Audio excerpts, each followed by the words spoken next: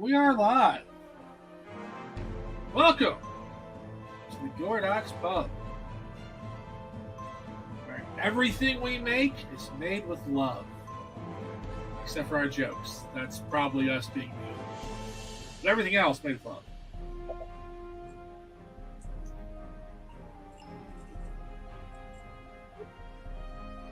Not love of being mean. What? Said no love in being mean.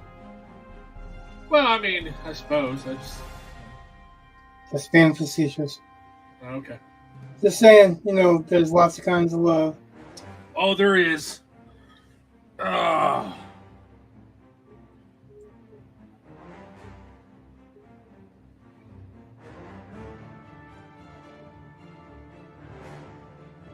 It's like saying, my wife loved me so much, she helped me make 2 jokes.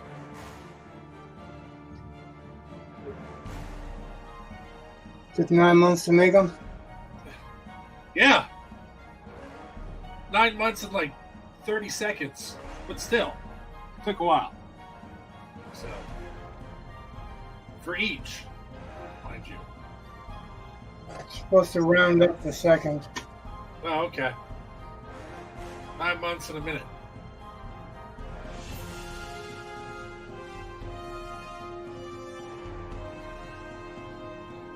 Well, we've already lost a viewer. Right, minus 0.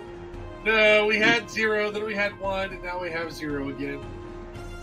According to StreamYard. But, who knows?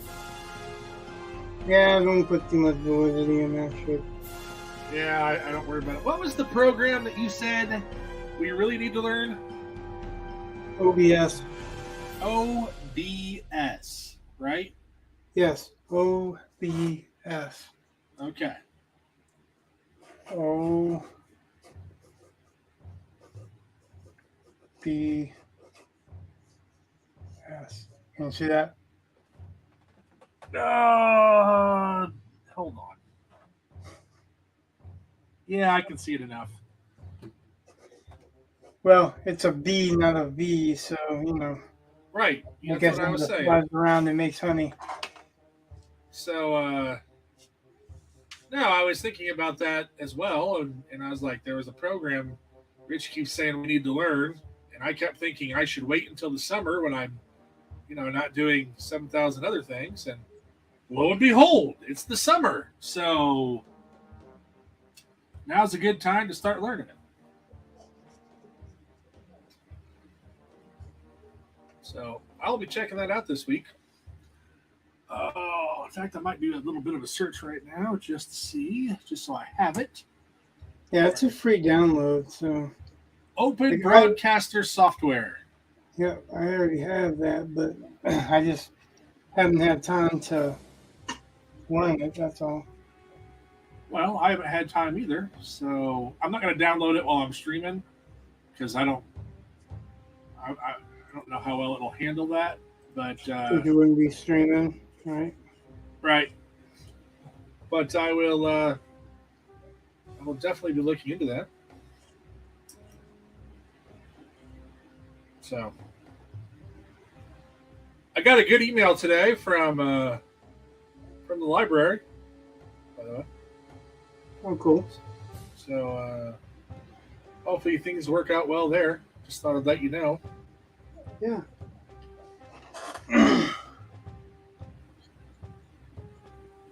Which, granted, the email was just, "Hey, we'll call you. When's a good time?" But still. Well, I'm definitely in your corner. I know. And I appreciate it, and that's why I wanted to make sure I gave you the update without getting into any kind of real specifics. Right. But anyway.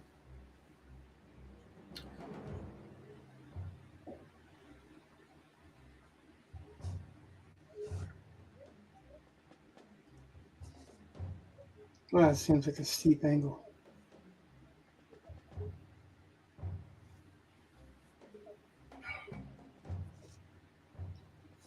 Well, I guess as long as it lines up on the horizon line, yeah. Should be fun. So since we've been doing this, the oh goodness, no, Aaron, I don't have any overdue books. Thank you. Cami Gar said hi. So, Cami Gar is on Twitch. So welcome to the Gordox Pub. See, now it says we only have one viewer, but it looks like we have two. But hey, whatever.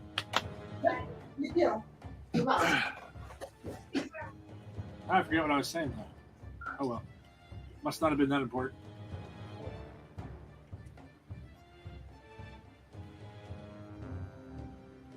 Yeah, no idea. Cammy, we are attempting to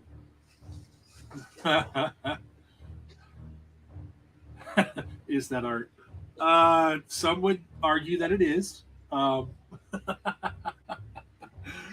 It's a thumbnail. It's a little sketch for something that's going to be bigger.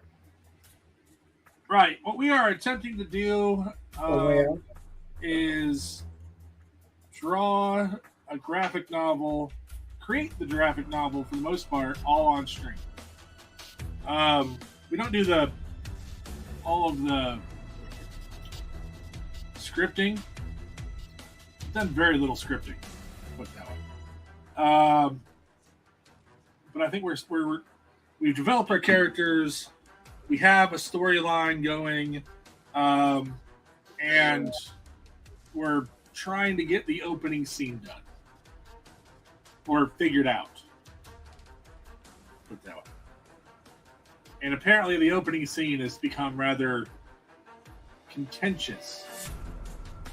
Although I don't want it to be, I promise you, Rich, I swear I've been trying to figure this out. So, we are from, well, Rich is, are you from Maine or just living in Maine? I am living in Maine. Okay. I live in Maine. Like, I've been in Maine for quite a while, but I'm not from Maine. Where are you from? From New Jersey. Ah. I don't think I've ever been to New Jersey.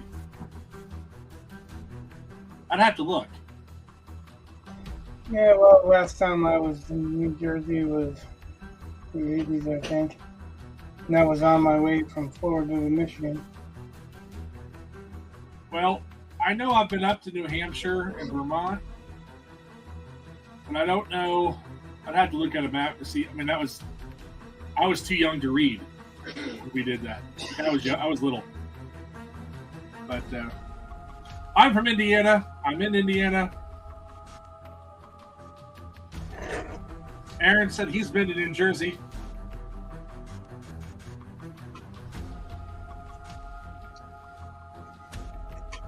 Don't know if that's anything to brag about. Hey, he survived, okay? Yeah, I have no idea. I've never... Although, let's face it, I just bragged about being from Indiana.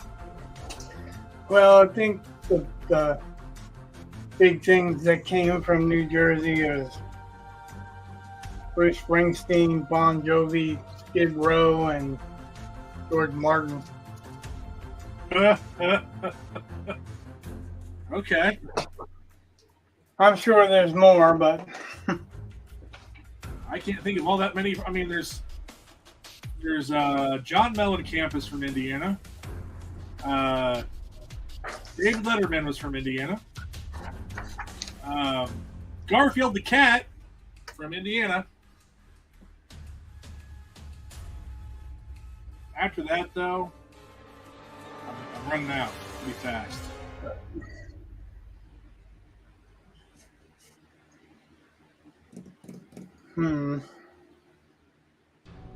Stephen King lived in Indiana for a while. Lived in Maine for a while too. Yeah, a lot more than he lived in Indiana, but he's lived in Florida for a long time now. You're right, Aaron. Papa John is from Indiana. In fact, he went to Ball State.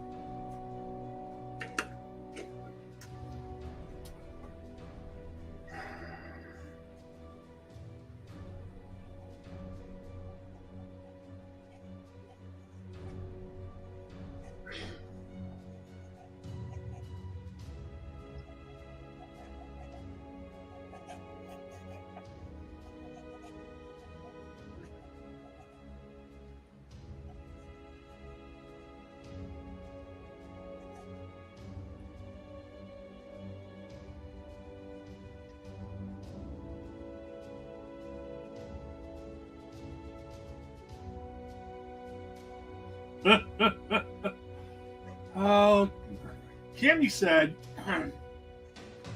that we should have more viewers, but I don't really understand why you're streaming this. Just make a YouTube video about it. Well, Cammy, this is on YouTube, and it's on Twitch. So we're kind of doing it both at the same time. And we're doing it live because some people want to witness our misery. Yeah, basically. I don't think anyone else is doing it quite like that. So, while we don't have a lot right now, oh goodness. But anyway, while we don't have a lot, yes, people watch it on YouTube. In fact, if you heard me talking to Aaron, Aaron is on YouTube. I can see all the comments from both. But yeah, I've got a project now. A project for the show. A project I'm going to need your help with, Rich. And I will all the pictures that we're doing on the stream right now that we've done. I think we should try to. I should try to make a montage of those. Because for the opening, like, because we, even if we don't necessarily use all the characters, I mean, we have more than, we're giving hints as to what's coming across or what's coming up. So that might be a good little project to work on. So I may be contacting you if I need. I think I have pictures of everything, I think. But if I don't, I'll ask you.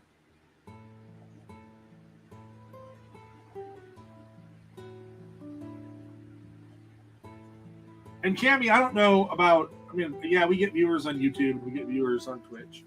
I am not a big consumer of Twitch. I think, Rich, you do more than I do. You can confirm or deny, but I'm not really. Well, more than Twitch. You do, it's probably not much. Right. So it's just one of those things where, but you've seen other people making art on Twitch, right? There are other art channels. I've seen those. So we're kind of falling in that realm, and then we're also trying to again come up with story. And you, Cammy, if this is your first time, it's kind of the first. No, we are not both drawing. No. Rich can't see the comments, which is why he needs me. I'm doing more of the writing. The drawing, we're going to leave up to the professional because, I went to college and took some art classes there. And I've made money with art, but it's been a long time. Normally, I fancy myself much more of a writer. Rich is a jack of all trades, or he's a Renaissance man. That's the term I want. Does it all. He writes, he draws, he sings, I'm sure. Go ahead, Rich. Give us a tune. No, anything I'd sing, I could talk for. Have we tried digital art? I have not tried much. Rich, you've done some, but you prefer... Yeah, I do. I have a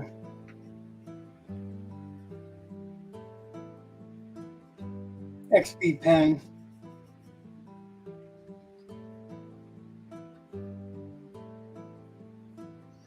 But yeah, I can't throw away the XP pen or erase on it or have that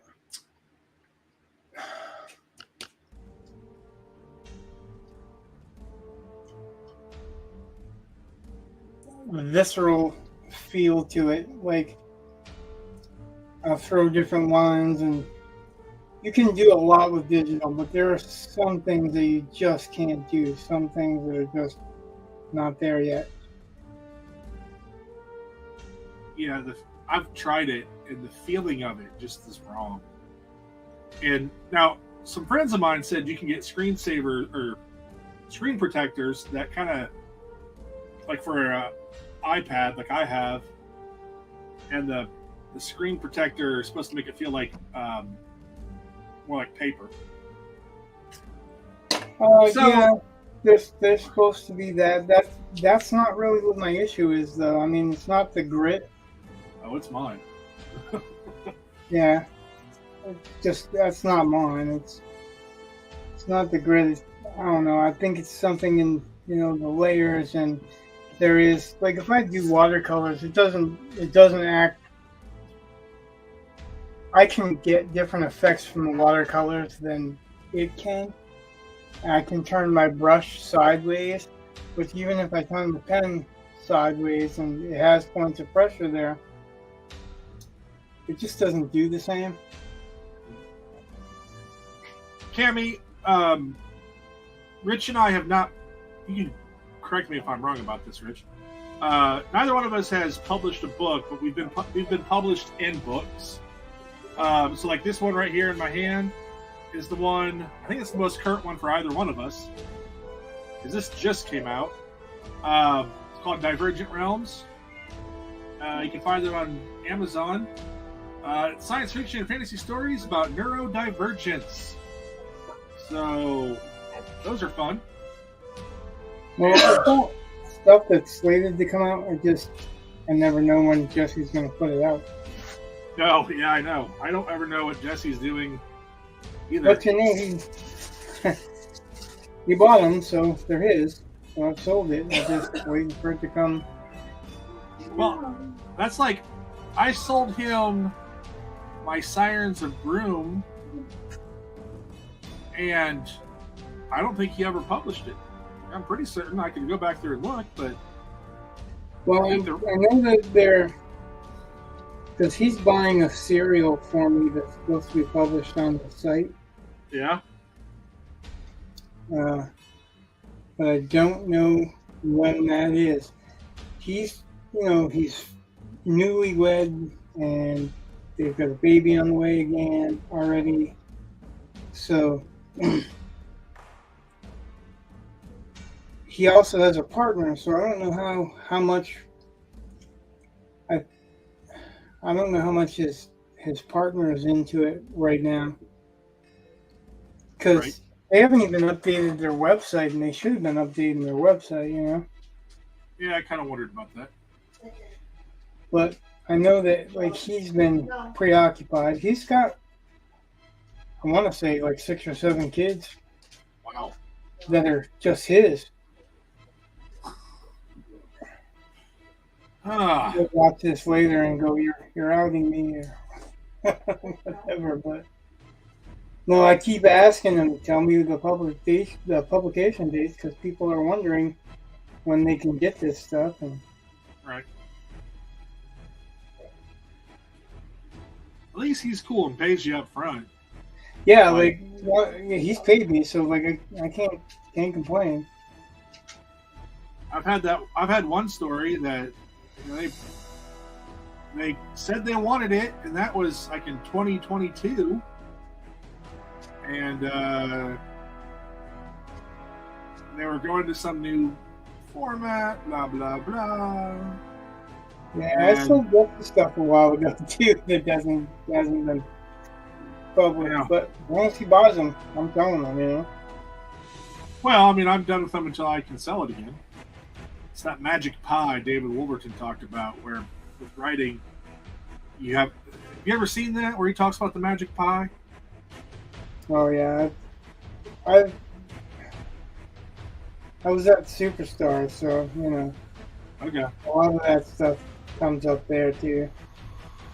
Well, for those of you who don't know, so not necessarily Rich, Dave Wolverton had this concept of writing is like having a kind of a magical bakery where each story is a pie, and you can sell as many slices of the pie as you can figure out, and eventually they will magically return, and you can sell them again. And Well, the trick is though you can't sell them for as much as you did the first time. well, you can. It's just not going to happen very often. I don't know of any venue that pays as much for a reprint. Oh, I agree, but That's just my caveat to tell people ahead of time. Don't expect that you're going to sell it for 8 cents a word and then resell it for 8 cents a word, because usually when you resell it, it's a cent and a half or something like that right now. yeah. But if you look at like But Stephen still, King wrote it's an only essay for about nothing, this, you know. right? That's the thing, is that you don't have to work. You already did the work. Part of it, like there was an article that Stephen King wrote about his neighbor questioning why he should write why Stephen King wrote short stories at all, saying that he probably lost money on it, except for then Stephen King pointed out the guy was probably right, except for then he put it in a book and sold the book, and yeah, probably made more money on the book than the original story. So it can be done. It's rare. You got to have a big enough name. Neither one of us do, but it's possible.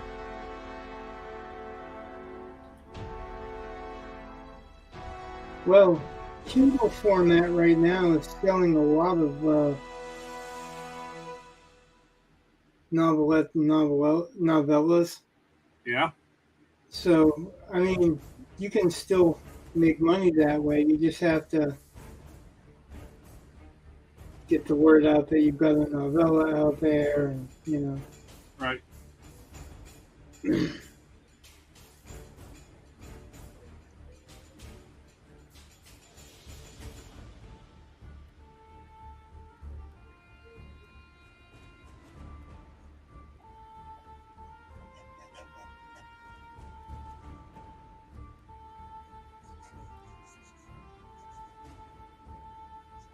However, Rich, I will say this: I have returned to writing my novel. That's good. So Sunday, when I said I didn't have anything, it's because I didn't have enough, because I just decided to start from scratch. And what I had originally wasn't that great anyway. I think it's much better now. But anyway, I got to thinking, A, you were right. I should write a book. And B, I figured I got a lot more time right now, and no time like the present, I suppose. So I have a feeling. Well, we'll see. I don't want to jinx myself, but right now it's doing okay, I guess. So Sunday I should have something to share.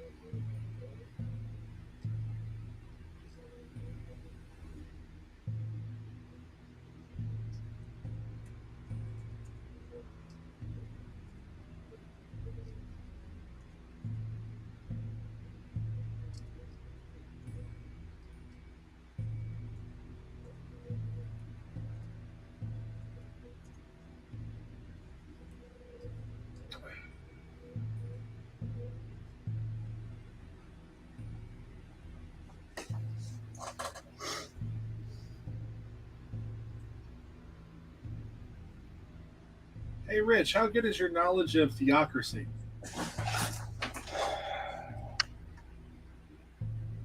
Right now, Yeah. not. Because right now, like, I'm lucky I'm conscious. Okay. Okay.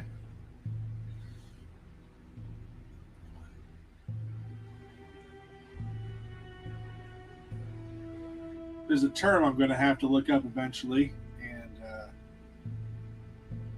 because I think there's a term for this, so I think I know the definition, but I don't know the word. It's annoying me. But Well, I might be able to help, but I don't. I just. well, I'll run it by you, and if you don't know, you don't know, and we'll move on. And but you know how in Christianity there are, there's one God, but there are three different forms. Son, Spirit. Some believe, some do not believe that, but yeah. Okay, but You're talking so about the Trinity. yeah, the Trinity. Um, so is there a term for someone who thinks that there's one God in multiple parts? I think there is.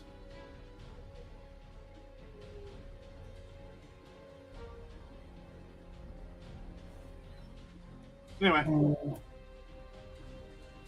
Hmm. I'll figure it out later. Christian, Catholic. No, I mean a general term for anyone who has a belief of. Well, I think it's more because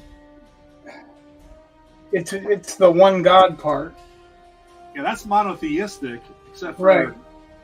As opposed to polytheistic. right. This is kind of almost an in between. I no, because you're still believing in one God. You're just believing it has three parts to the one God, correct?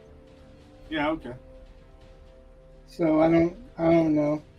I would say I would say it's a sect because unless everybody that believes that, because like Christians don't all believe in the Trinity. Some groups specifically don't. They believe that Christ is a separate being and the Holy Ghost is a separate being, the Holy Spirit.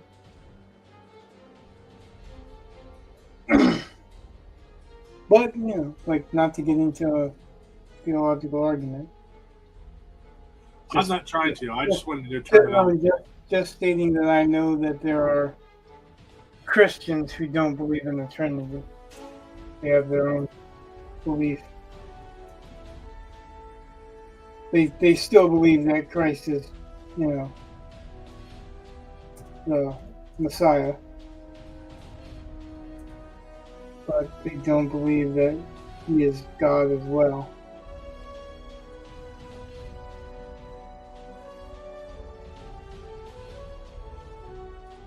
However, Mark might have a better idea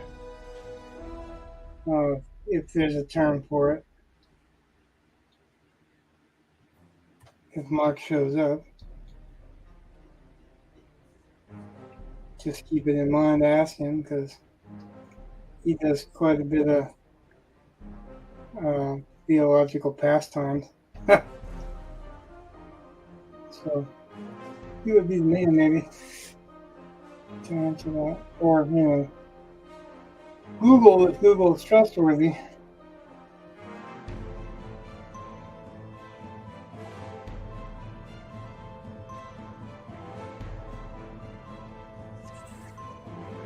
I don't like any of this coming out right now. Nothing.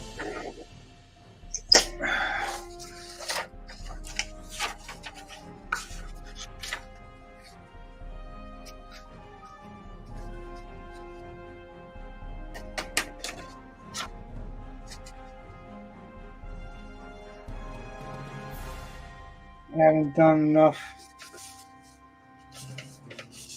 cityscape drawing.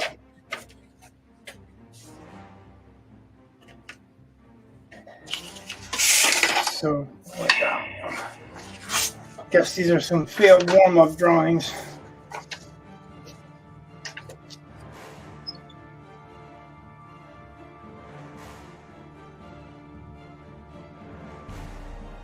Okay, so out of curiosity, before you start anything else, In filmmaking, you rarely shoot things in chronological order. So, is there we do have at least a quasi solid outline and a summary. Is there some part that would be easier to start off with? We come back to this later. It's not the easier to start off with right now. It's the the ability. Okay. Like I said, comic book artists often do warm-up sketches. Those were mine, apparently. And I'm trying to just do a layout, but like nothing feels right. So I'm thinking I might just have to do some homework and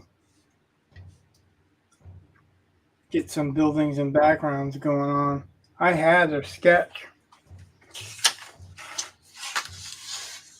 for the chase scene, but now it's obsolete, so now it's just trying to rework it.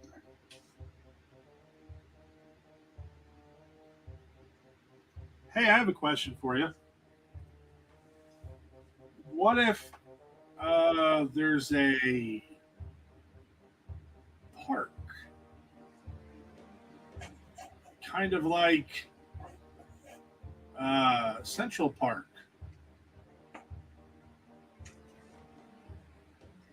Wouldn't that fix both our problems?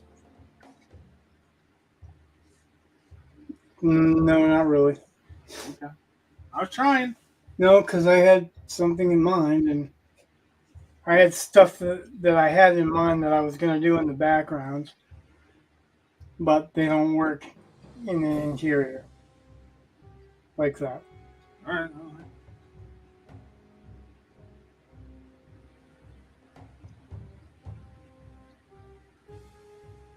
So what I've just done is draw him running from the side and draw him running from the front, and don't like either one of them.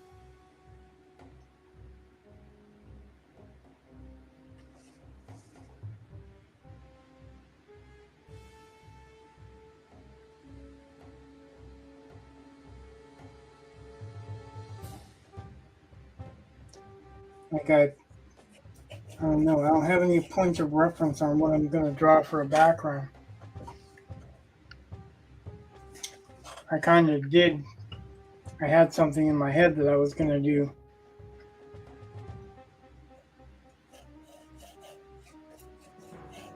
For like outposts and stuff outside.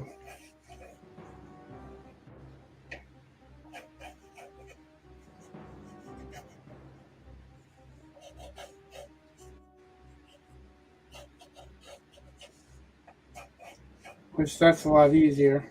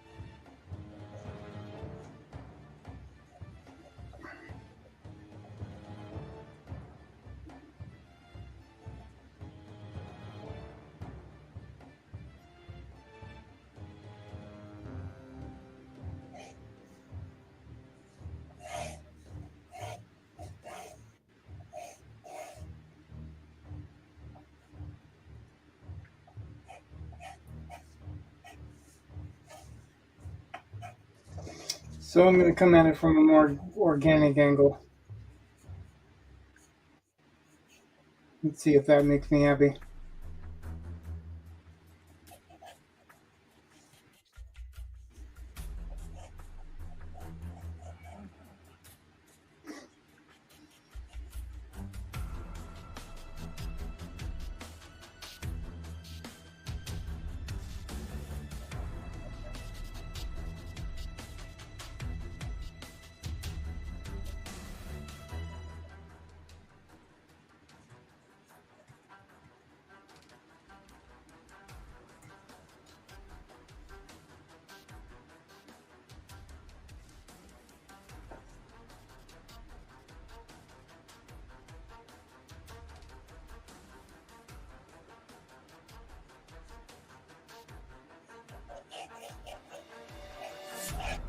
I hope I'm pronouncing this right. But do you know about Kowloon?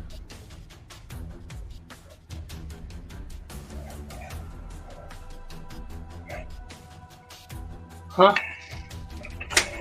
Kowloon no longer exists. It was demolished in, I want to say, the late 90s. But it was the densest area on the planet, population-wise.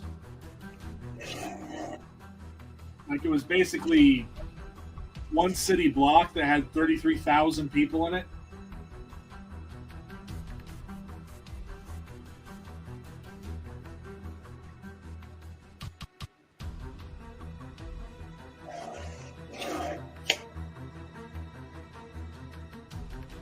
The reason why I ask is because some of the pictures are kind of neat. I don't know.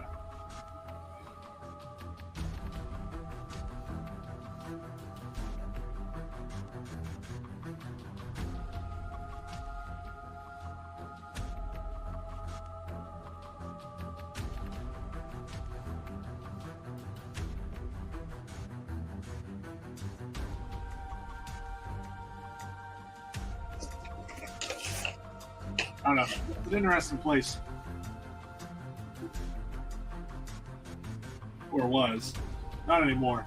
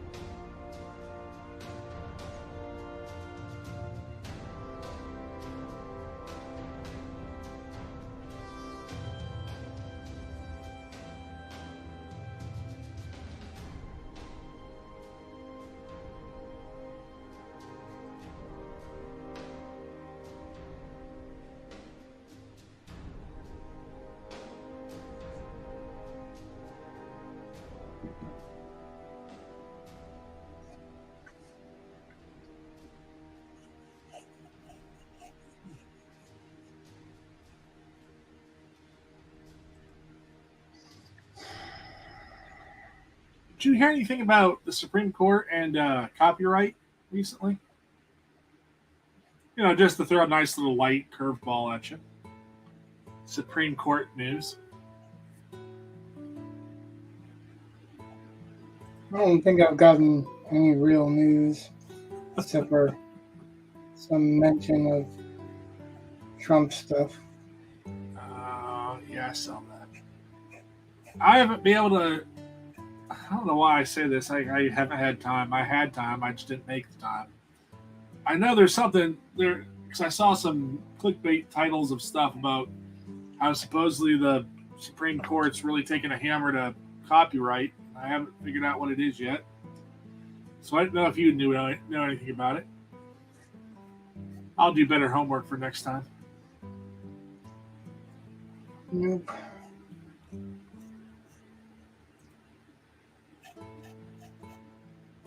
Really, I haven't had a clear head for a while.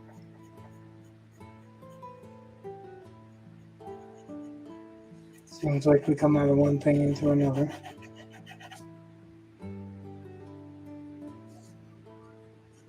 Always.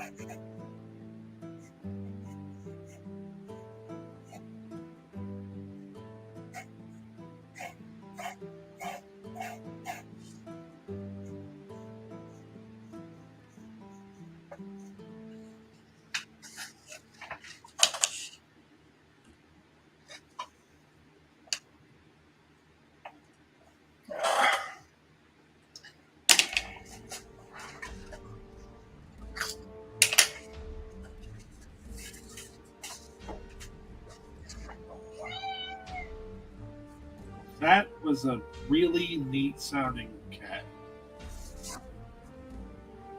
That was a really pain in the ass cat. We're not friends right now. Did it barf in your shoes? Nope. He literally climbed up pretty much in my lap, pushed his head underneath my hand to force it up to pet him. And when I pet him, he bit me. So, you can fuck off. Yeah, that sounds like it. Baby cat did that to me once. Well, this is his third time, so that's it.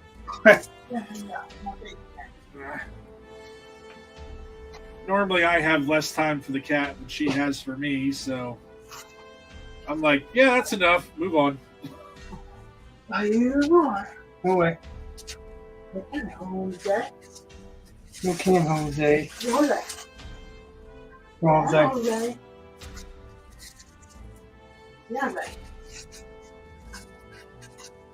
Well, I'm not getting anything accomplished right now. Okay.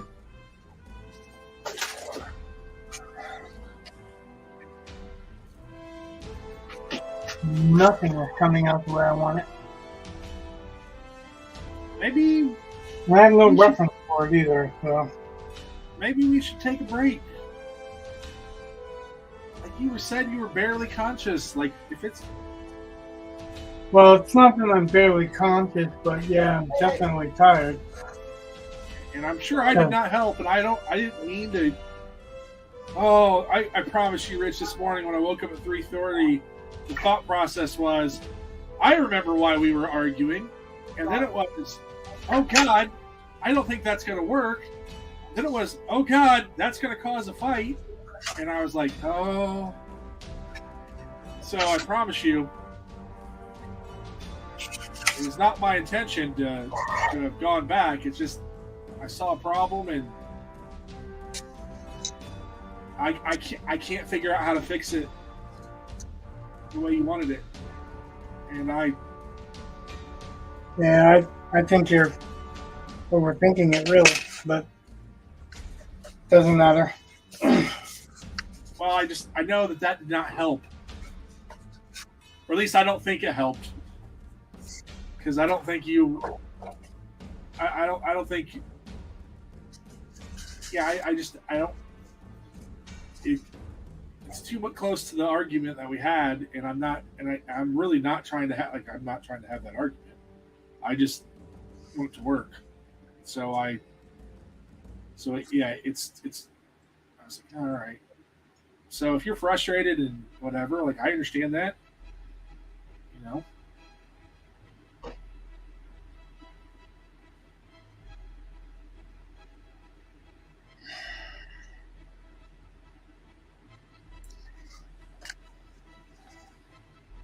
I really just don't know what I want the city to look like. I have no vision of it.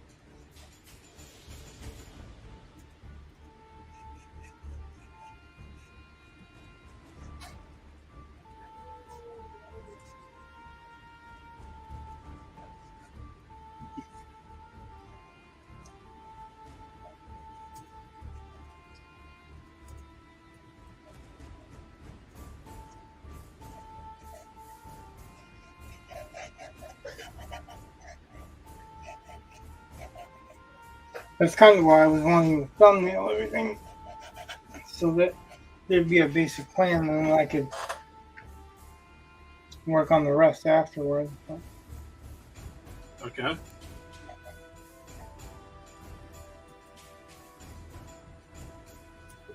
I think it may be a little late for that now.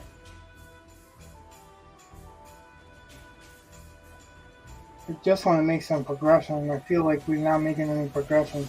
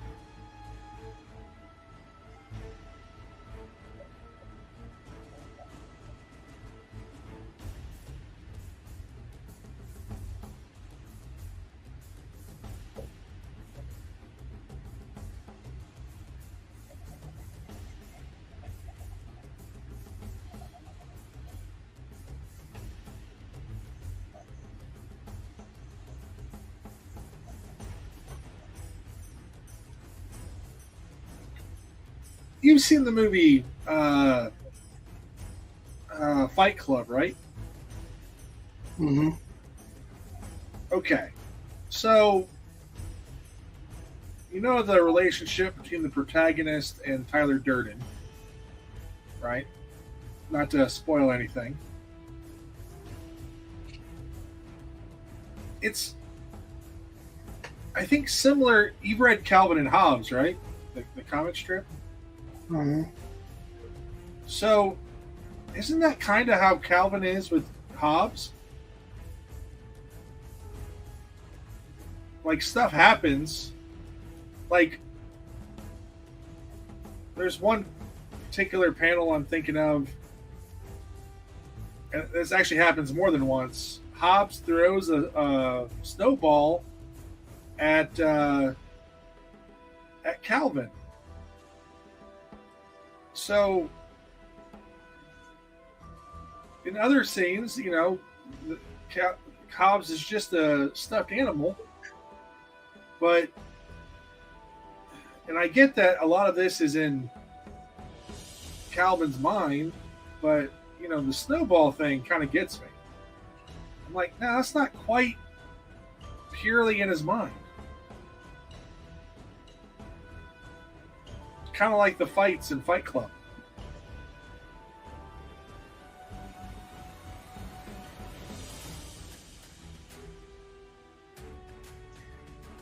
I think Fight Club's a little bit different. Well, it's, yeah, I mean, obviously it's,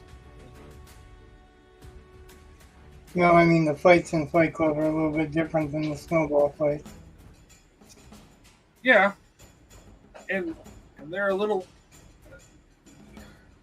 I'm trying not to give away too much to a movie that came out in the 90s, but hey, whatever. Uh, which freaks me out how old that movie is, because I just think that's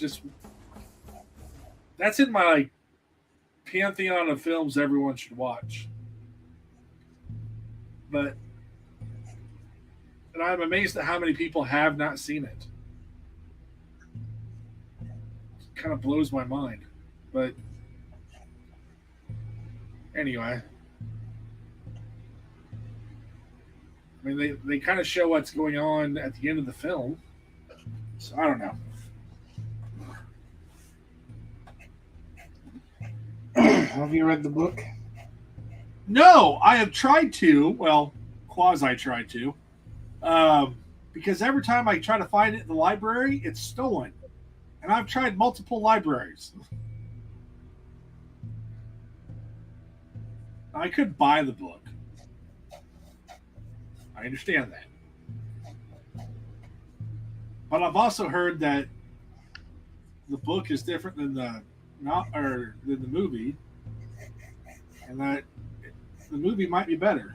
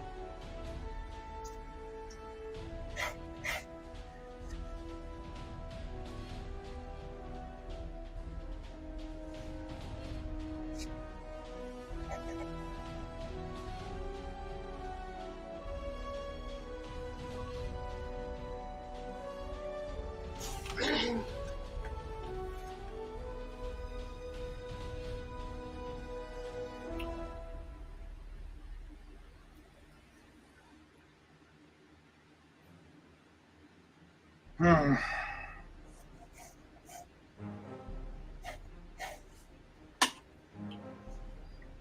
What's going on?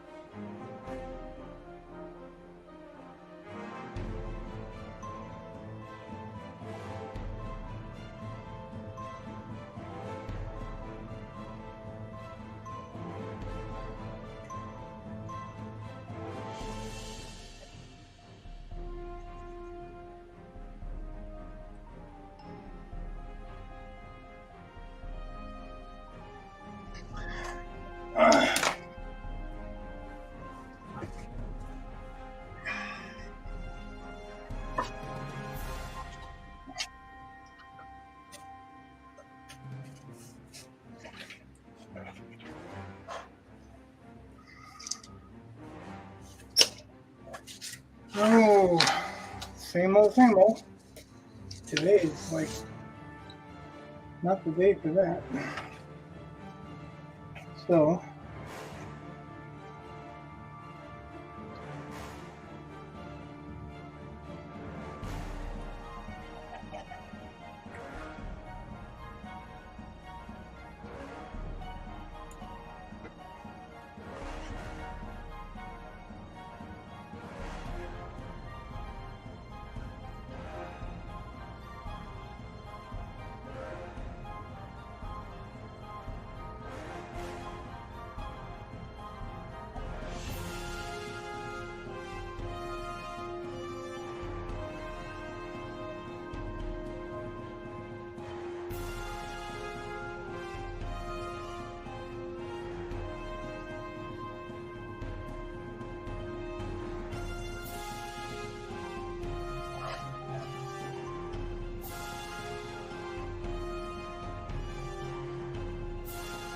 I had this light sketch. Now I can't even get there, I guess.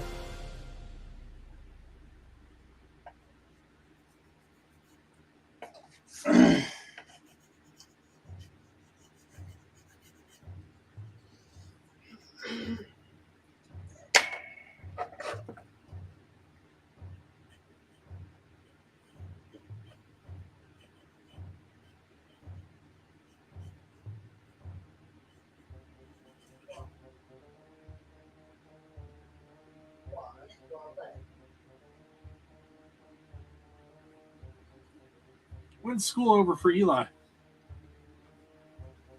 I'm not sure.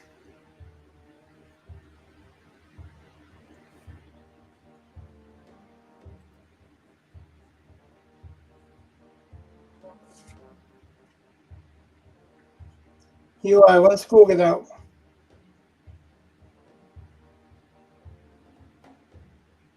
He's not listening.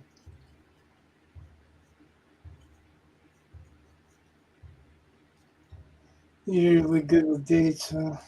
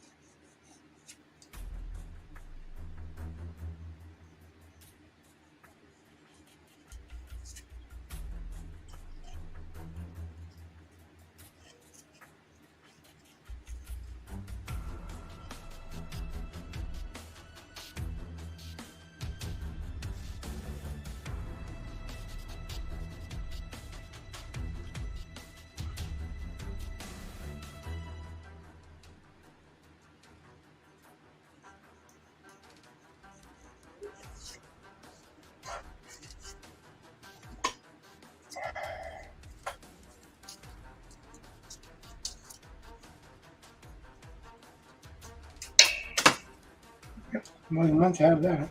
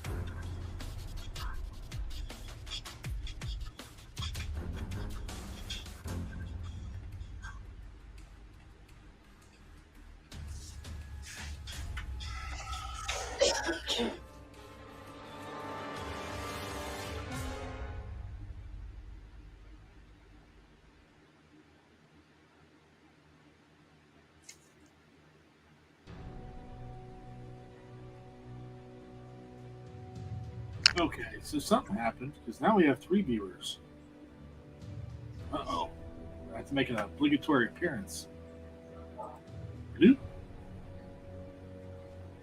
What's that? And, well, according to StreamYard, we have 3 viewers. So I pulled my ugly mug up on screen again.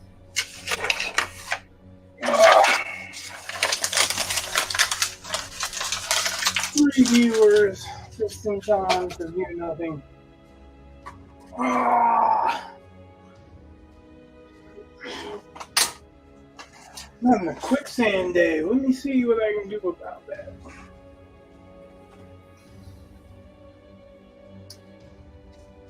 Okay, so if you're new to viewing this channel, like, follow, subscribe, ring the bell, dance the jig, whatever they want you to do, please do. It really helps. But if you're new, I just want to say, I promise you should check out some of the other vids, even some of the thumbnails. You'll see Rich draws very, very well.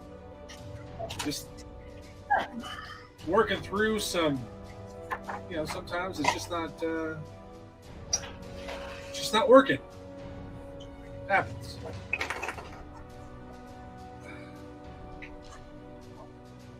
Let's see.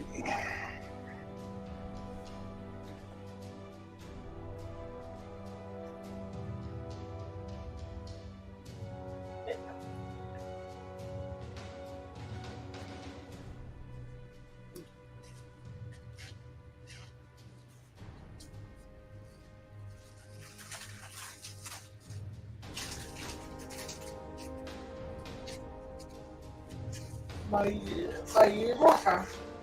No way, bud. Hồi đại, cổ đại. Đấy, nó còn. Có bạn.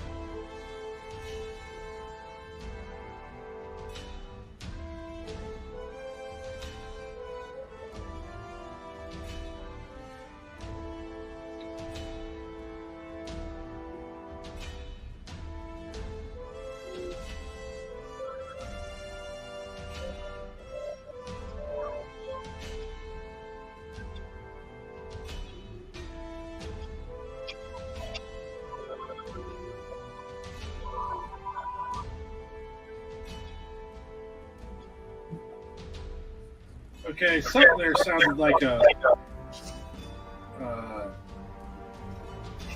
handshake, a digital handshake. A digital handshake?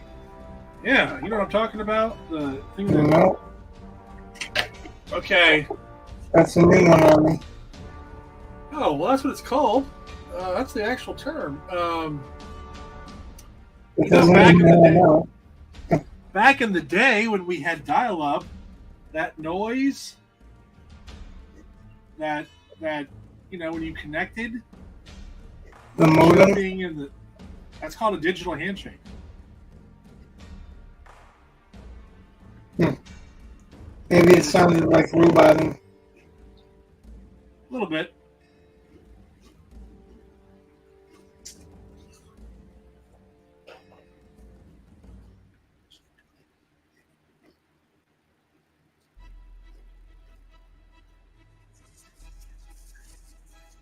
Yeah, it's funny that kids today have no idea what that even is. They have no concept of that noise. And why should they? Because nobody hears it anymore. But still an interesting, there's a certain group of people, certain age group that will always know that noise. It's kind of a interesting marker. Like some people have they will always remember where they were when Kennedy was shot. Well, that's obviously not us because we weren't alive yet. And I suppose for us it's 9/11 or something like that. But it's also, you can mark how old you are if you know what a digital handshake is. Or if at least you can recognize the sound, even if you don't know the name for it. And I'm sure there are kids who are younger that know what the digital handshake sounds like, but there are a lot of them that have no clue.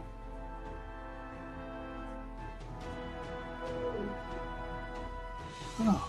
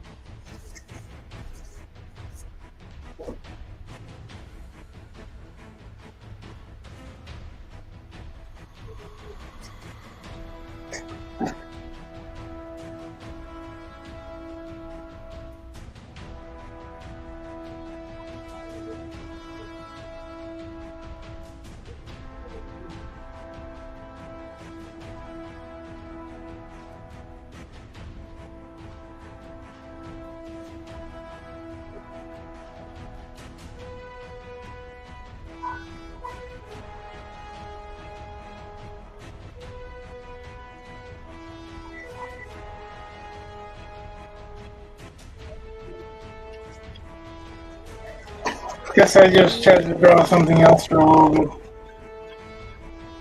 Okay. Or maybe this is a good one, we just don't know it yet.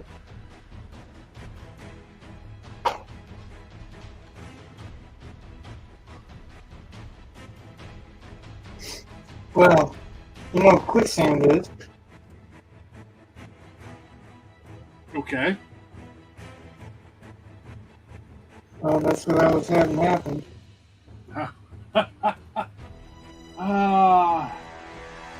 It's been a while since I've seen a story with quicksand. I don't think you know what I'm talking about. Okay. Quicksand, it makes you struggle, and the more you struggle, the worse it gets. So you keep doing the same thing over and over and over again. Oh, okay. And it I doesn't thought you do meant anything. literal quicksand. I was like, okay. I'm metaphorical quicksand. Okay.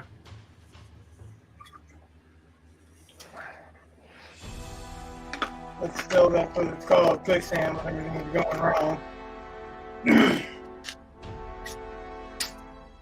I do 4 things, and 4 things didn't turn out right. And I said, well, let's start something else that's unrelated to get the juices flowing.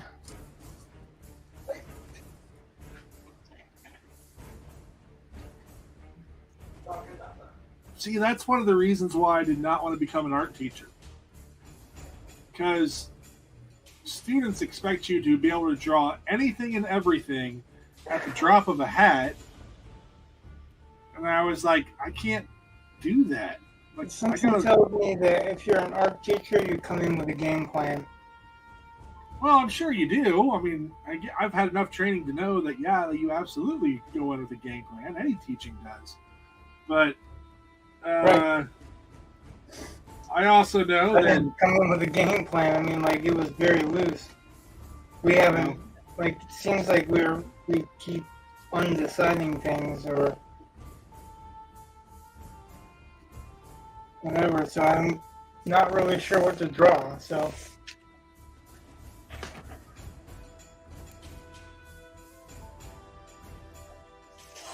oh, that was neat.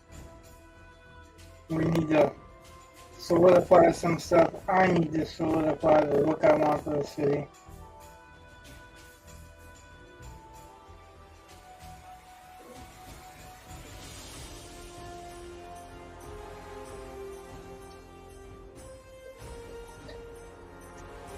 No, no, no, no.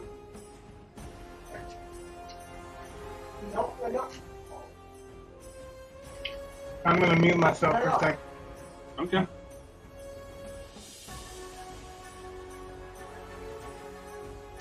I suppose I could pretend to be rich and talk over him, but I won't do that. Ah.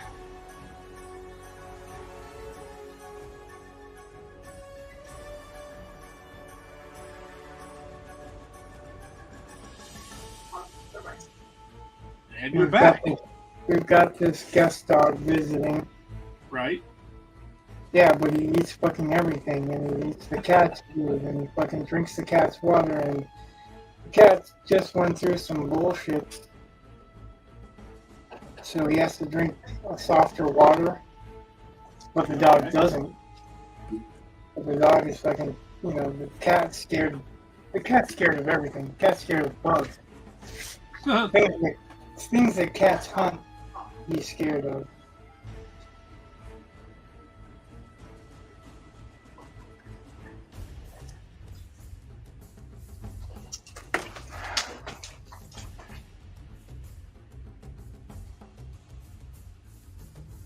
Uh-oh, we've gone mute again.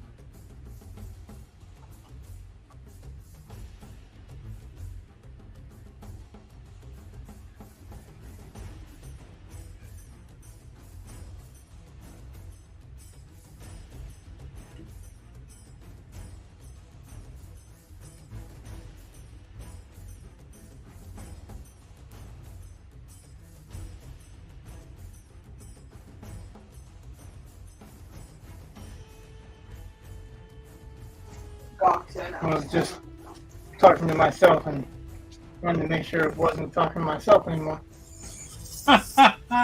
Yeah, I've done that. Any parent has. I've done that. I've not been able to figure out why I can't hear anything because my headphones weren't in my ears. Yeah. I'd say I've done some awesome co-hosting. Been on the wrong screen, so I didn't do my job. Yeah.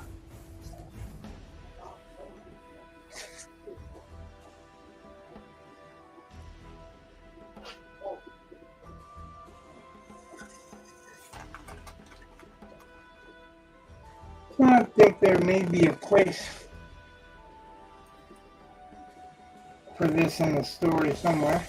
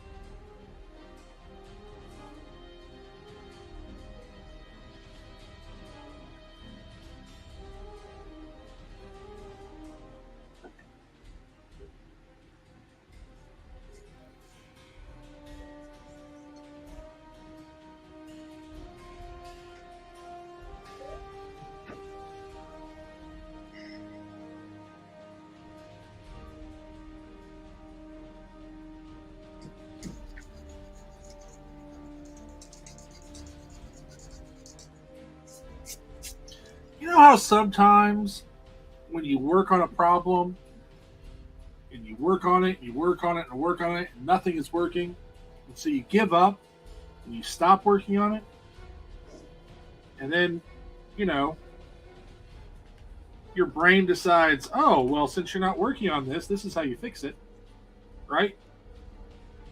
You ever do that with writing?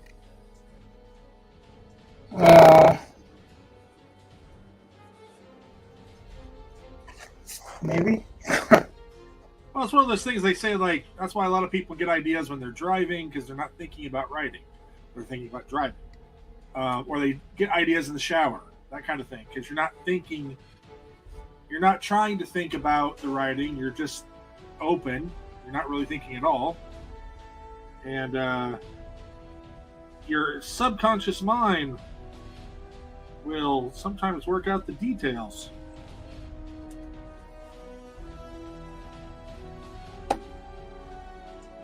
So,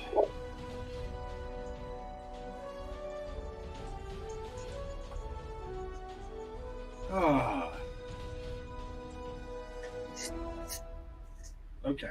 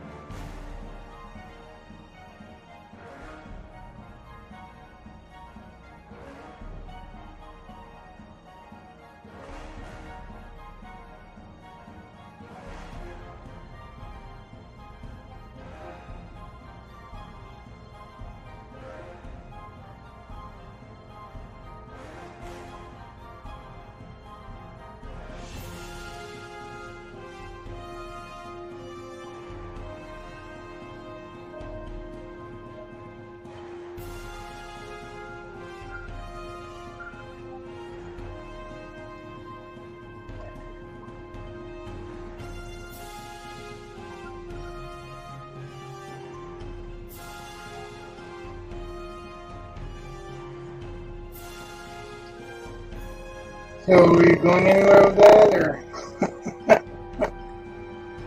Well, kind of just let that die?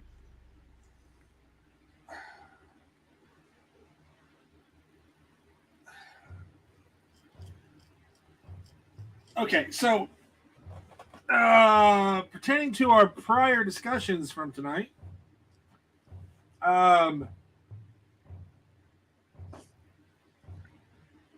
like, you know, my problems with the opening that you had kind of suggested. And the reason why I say kinda is because I don't know exactly what you wanted. I just know that you wanted it outside the city walls. Yeah, it was And just a couple of panels, so like it doesn't really matter. well, I still I have told to you I design was the trying. city. I told you I was trying to figure out how to fix it or how to make it work. The city still has to be designed, and You're right. The city is, no matter what, it's going to have to be designed. You're absolutely correct.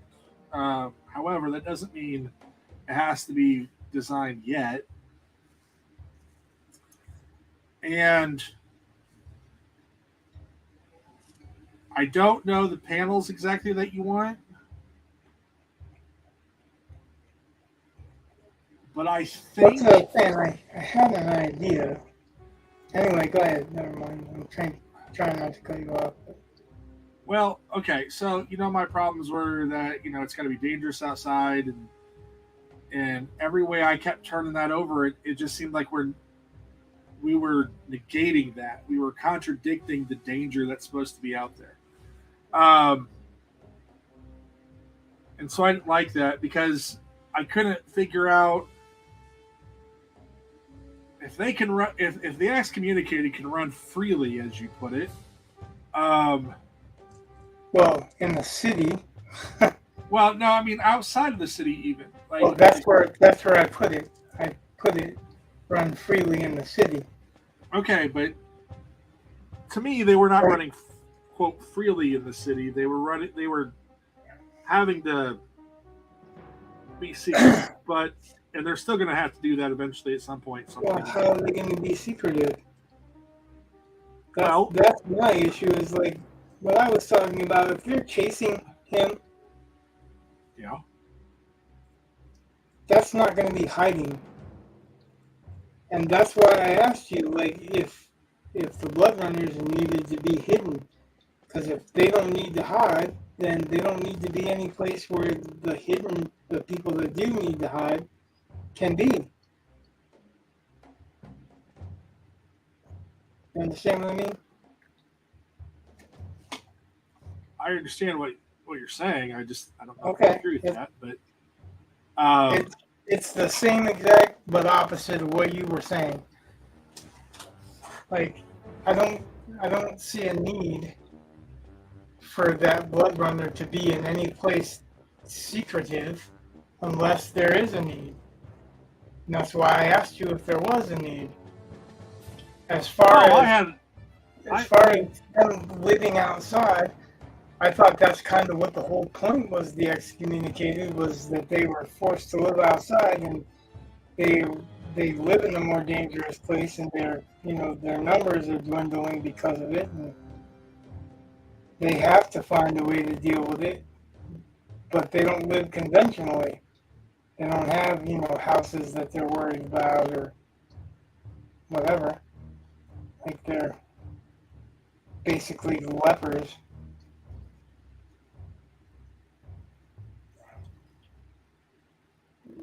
On the run from predators.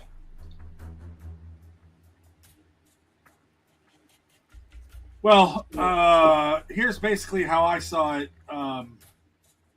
With them being in the city, there are muggings that happen all the time. People take the wrong turn, they go whatever, they get robbed. It happens. It happens in cities now, and so that was kind of my thing. Yeah, those are criminals, and they look exactly like people. The excommunicated that I designed do not look like regular people. Well, so as I discussed, not disputing how criminals would behave, but criminals don't look any different. They're not, mutants or monsters or whatever. And I thought that the excommunicated are mutated. And that's why they were excommunicated. Yeah, and I said there were going to have to be some that can pass. I guess the lore is not clear between us. Well, again, I said, and this was back with. You can look at the outline and the summary. Some of this has to occur in the city, and they have to be there. And I said that even when I saw what you had drawn, I said, okay, that's fine, but some of them have to be able to pass. That doesn't mean that they look normal. It means that they can cover up whatever's not necessarily normal. Like that has to happen that way somehow. Like those are some parameters that need to be there. It's not that they're all just always and they should be outside of the cities. That doesn't necessarily mean that's where they're going to stay. In fact, I would actually argue, think more like, what is it, the Morlocks in the X-Men universe? live under New York City. I think it's them. I would argue it's more something like that. But the X-Men is a superhero comic book. Yes, I understand that, Rich, but the idea of a group of people who are horrifically ugly and they still live somewhere and they stay hidden, if you'd like, it's the Beast from Beauty and the Beast, the TV show. It's the Teenage Mutant Ninja Turtles living in New York. It's you have to be able to have them in the city. At least some of them, not necessarily all of them, but some of them have to be in there.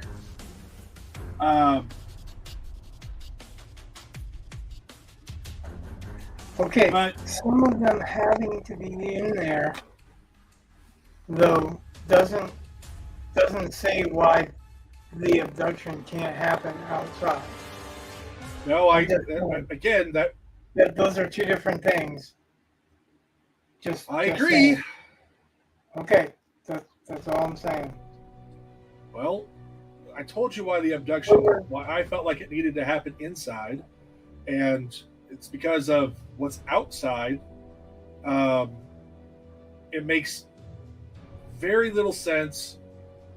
Generally speaking, if you don't exactly know where someone's going to go, because there are no roads, so not only do they have to be able to find this someone outside and be able to trap them, get rid of their security, like, because if you're outside, you have security.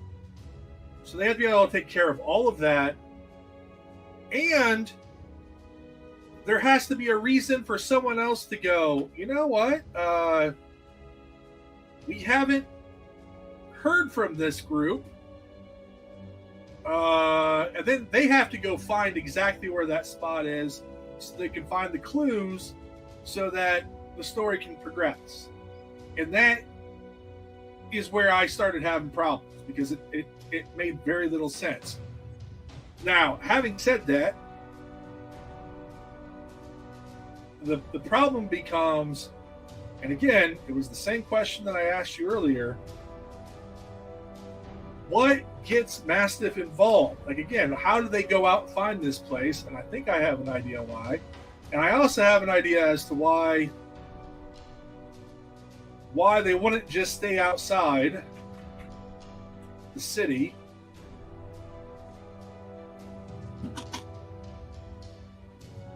So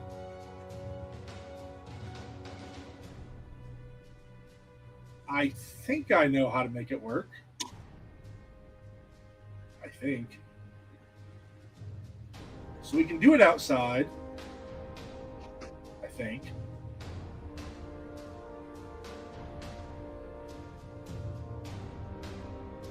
But I'm going to have to write something down because I don't think without a few details, it's not going to make sense. Or it'll be fridge logic. It'll make sense up to a point, and then it'll fall apart the more you think about it. And I'm trying to avoid that. So, like, we may have to have more panels. I don't know. Like, so, but I think I can make it work. I think. So, tomorrow, I'll write. It would be super awesome if you wrote down your ideas for the panels you already had thought out. And then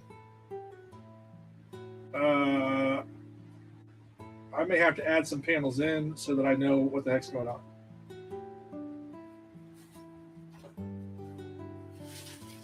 Hold on a second.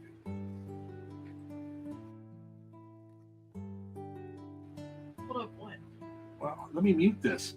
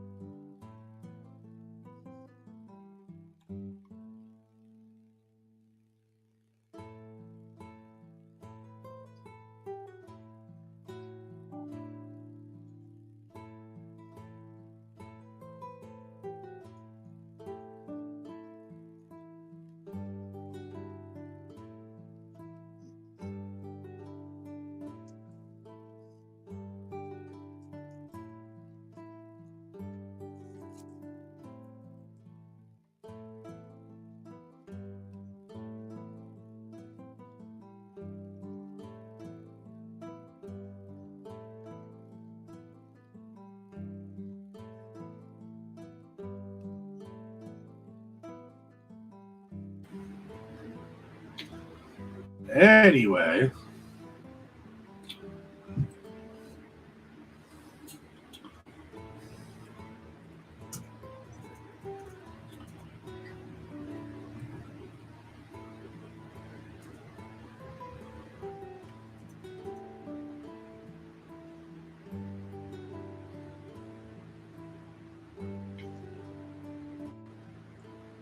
Little side comment there for you, Rich.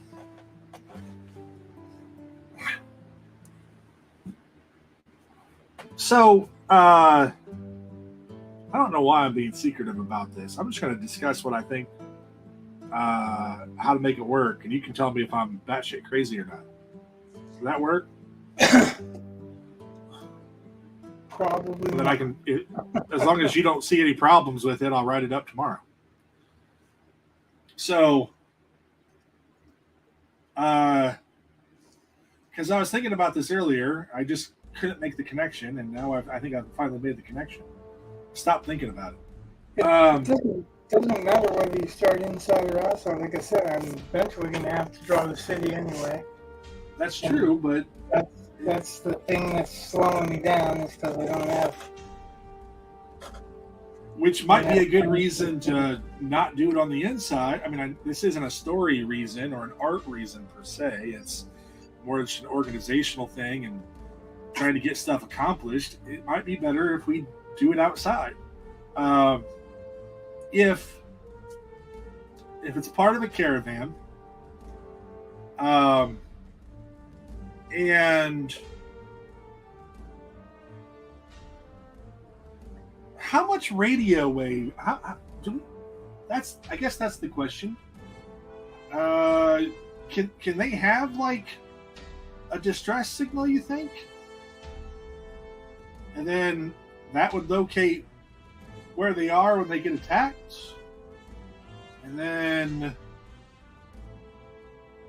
they can go later, and then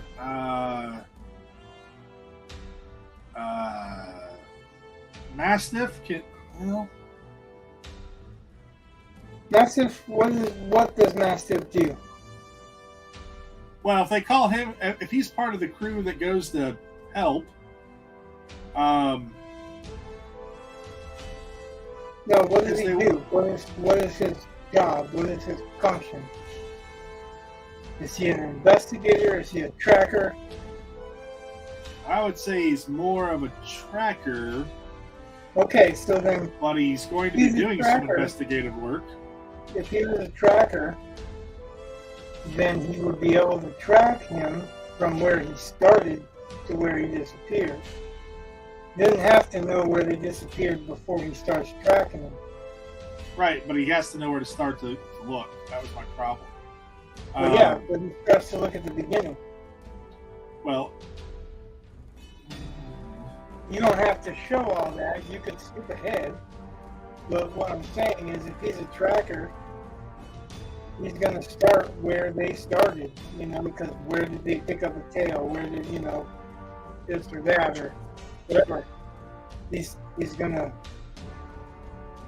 be going back and following his footsteps, retracing his footsteps, because that's part of what a tracker does. When they're hunting somebody, anyway. It's like a bounty hunter or whatever.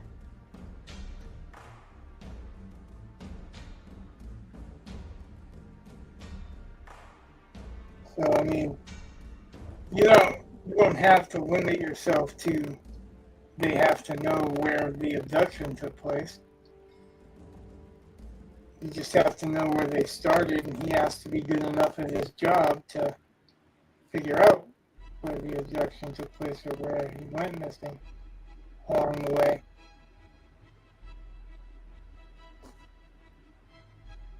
yeah, but I don't think that's. I mean, I think we have to establish as to why he's there, because normally it would be, hey, what? Why who's there? Because, wait, what? You have to establish why who is there. Mastiff. Well, you establish that when you say his dad hired that dude's dad hired him to find him. That's established like that. See, my problem with that is that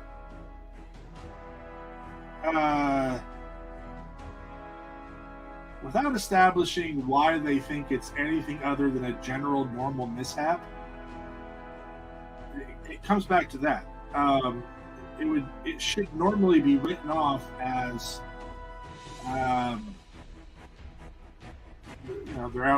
they're outside city walls, and that's just all there's. So, just bear with me for a second. Yeah. Why does a dad have to have a reason to believe that that's the case? Why does a father? Why can't a father say, I don't think it's that, because he's been out there, or he knows his way around, or he knows how to fend for himself, or X amount of reasons.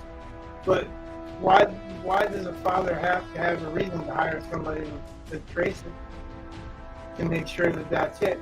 Because again, what you're saying is that you know for sure that he disappeared in those lands, and now you're trying to say whether or not he believes why. So, if you don't know that he disappeared in those lands, you're still hiring a tracker to find him. And the tracker finds out that he disappeared in those lands. Then you say, well, did the tracker find evidence that compels him to believe that there was something other than a monster attack? Like, the lack of a body, or, there's a scuff, or there's something of his that fell off that, in the scuffle. This is what I'm saying is that it doesn't matter whether you're doing it inside or outside.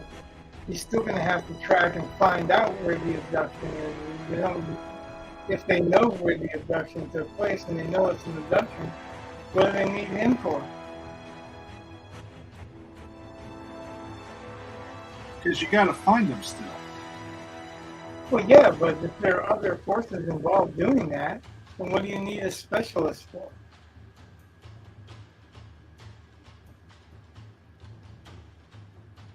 I'm saying, like, if his kid's missing, and maybe even the regular authorities say, well, he went missing outside or whatever, then maybe the question is, why was he outside? Or then, there are questions that are going to pop up from that. But it's just like, you ever see Uncommon Valor?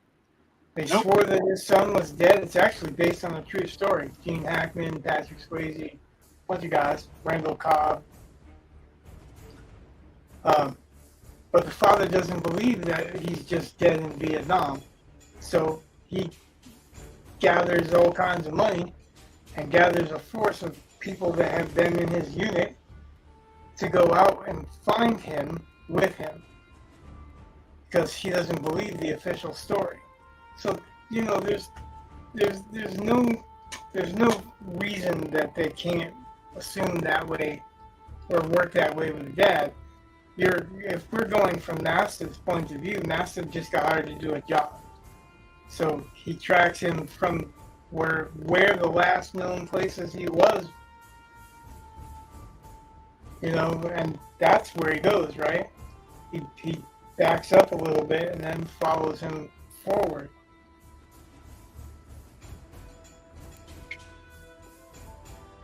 He's not going to do that by himself. Why not?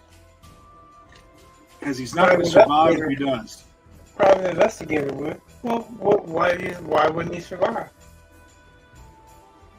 So we've established that you do not go outside by yourself. You always have a group. And then we're going to say, but this guy, he can go out by himself. Well, I didn't establish that. You established it, and I didn't. We keep having different ideas of that. I don't believe that there's even the most dangerous place people are gonna fucking venture into, because it's just the nature. But You're talking about a badass that's beyond your normal badass, right? Uh-huh. So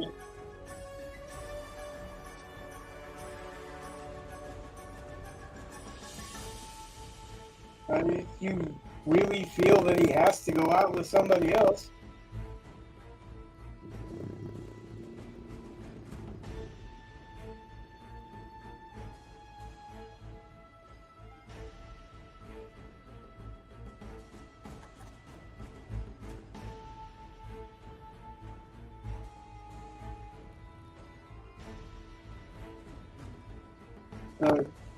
Yeah, because if he goes out by himself, you're going to go.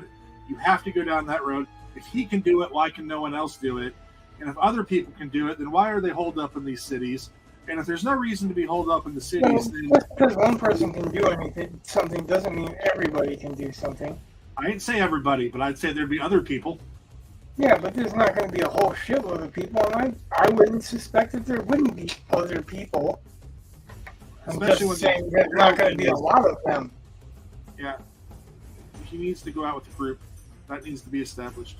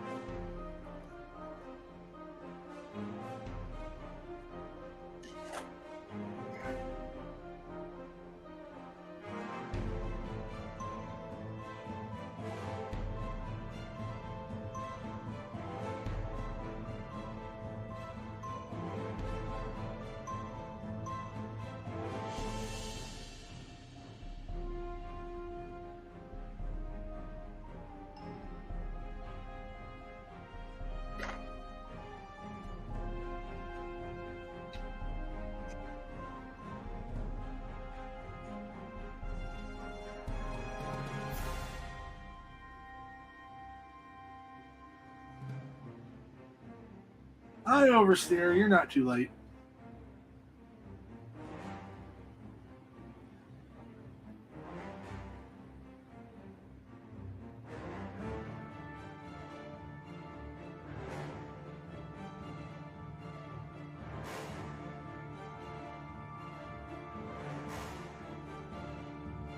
Yep, don't miss my drawing quicksand.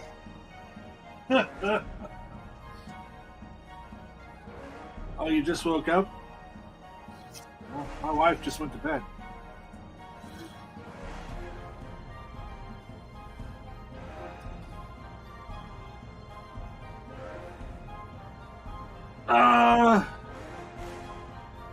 Well,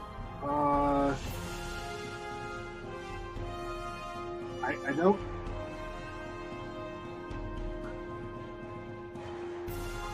We're planning, and Rich is drawing something. Oh, 7:57. It's like 12:20 or 10:28 here.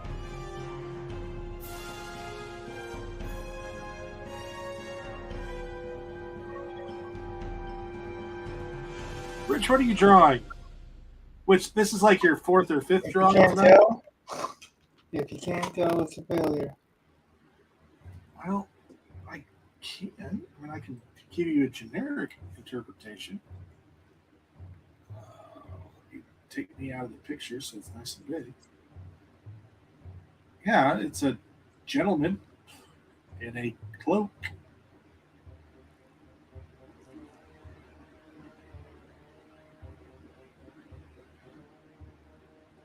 Overseer said it looks like Assassin's Creed through my blurry eyes. Because of the cloak. Yeah.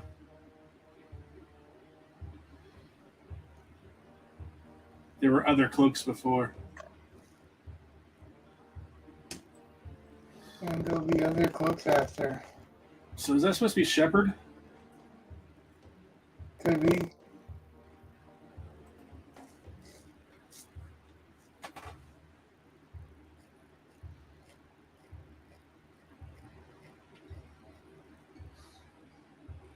Overseer wants to know if we read Metro yet. I have not yet read Metro, no. However, I thought about it.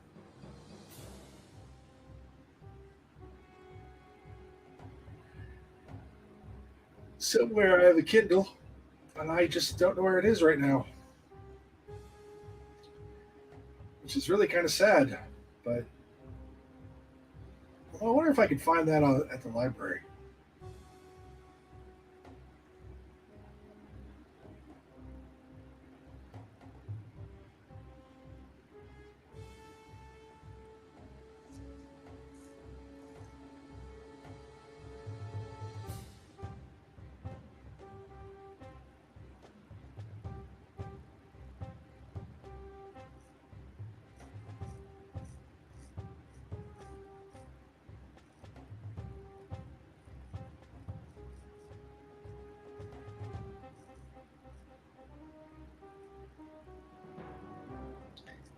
Not happy with the foot.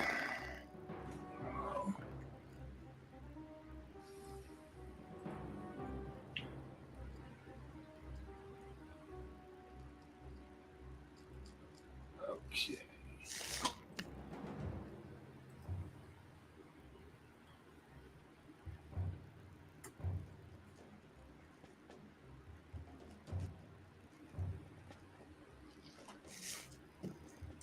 Well, you can get Metro 2033 with your trial of Audible for $0 or $16 for a paperback.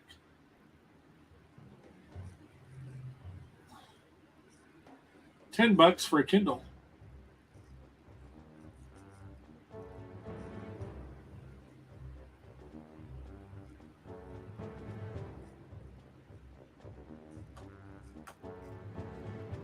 Oh, wait, no, that was 2034. It's not 2033. Oh, see, I would have been messed up.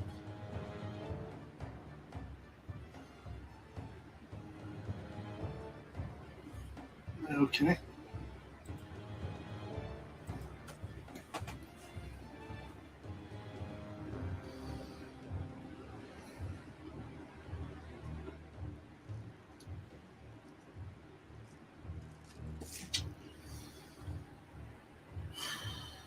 I've heard good things about the X-Men '97 show.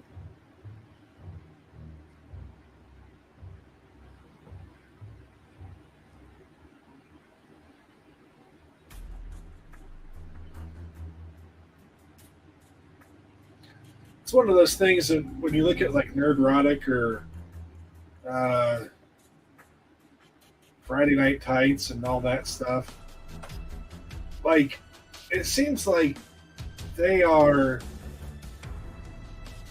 blind to anything that's good from Disney or Marvel. And they can only see the bad. Because I know they griped about having a non-binary character and stuff like that, but in the new X-Men '97. But I've heard that the story's good, which is all that really matters to me. So I should probably check that out.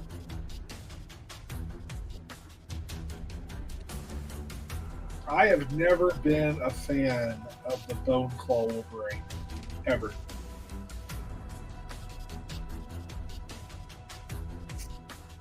Oh, what's his name?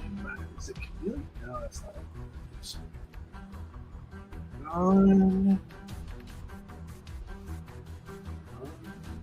Binary X-Men. Morph.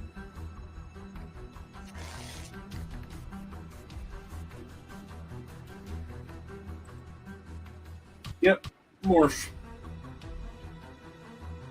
Which, if you can change your physiology, I see nothing wrong with that.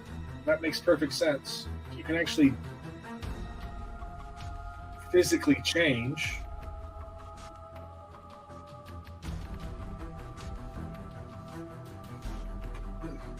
It makes perfect sense to me.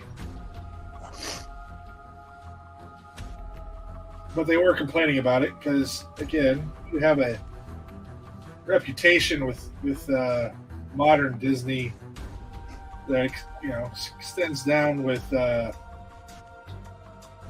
Star Wars and Marvel, that they're pushing the message, and I guess that means I can excuse to some extent people looking for bad things, but that shouldn't blind you to the good stuff too. It's blinding you to what's good. You're missing the point.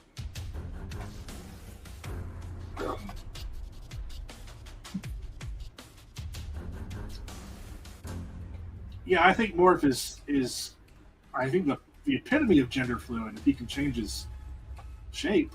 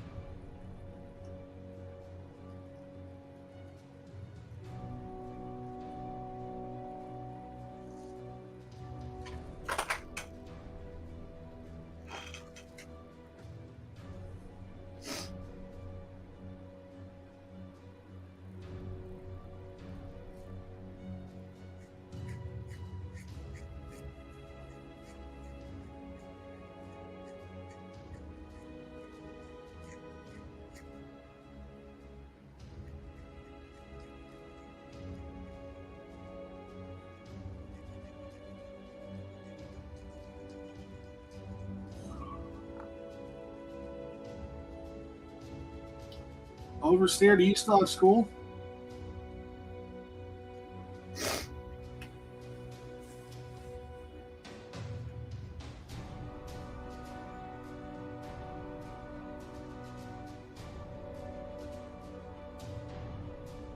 Oversteer said they're pushing the message horribly. They literally hinting about it and everything. Other smaller TV shows and movies have done it. better, like Dragon Prince, for example? Oh, study lead. Must be nice.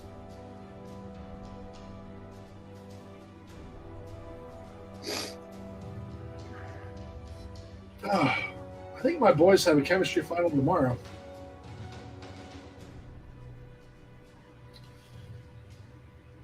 My son had his AP exam for English today. Asked him how he felt he did. He's like, well, the rhetorical analysis was a turd. It's like, oh, that's really not what I want to hear. But whatever.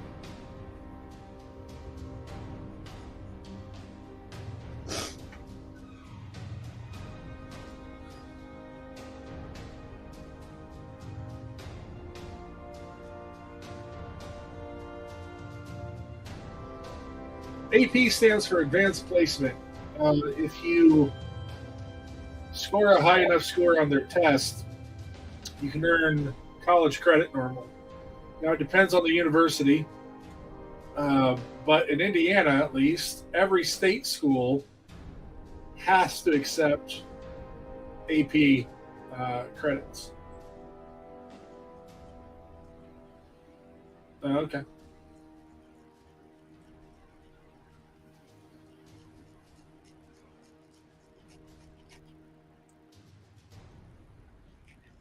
Yeah, the AP credits.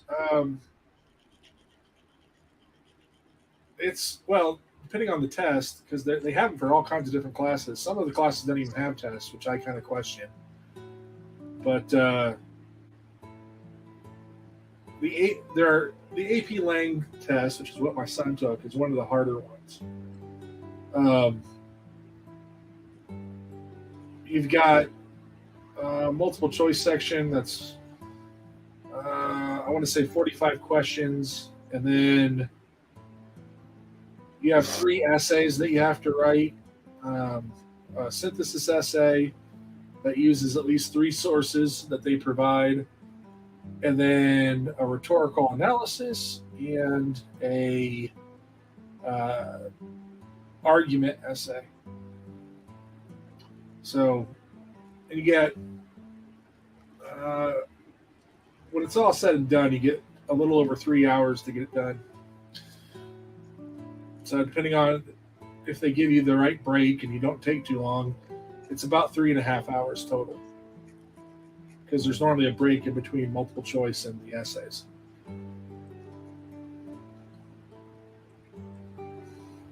I would say that the AP exams, well, I'm positive. You know, I have a master's in English, or not a master's in English. I have a bachelor's in English, and I also have a master's in education and technology. And the AP exam is harder than any exam I ever had to take. It's hard.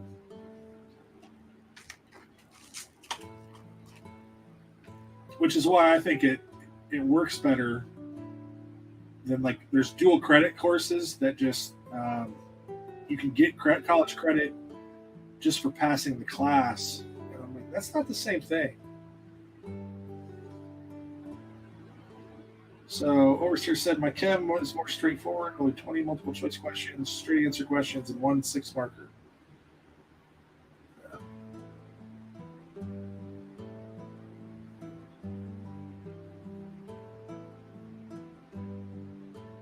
One of my students this year, his father works at the local university, and he said that his father wouldn't let him accept any AP credits. His father wanted him to take the class, but not get the credit for it, because he said high school, you can't learn as much in high school as you do in college, or something like that. And I don't want to argue with that. But I would say, I bet you that AP exam is harder than his final. So,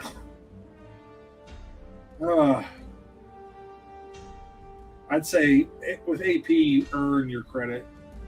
Some of the other stuff, not so much.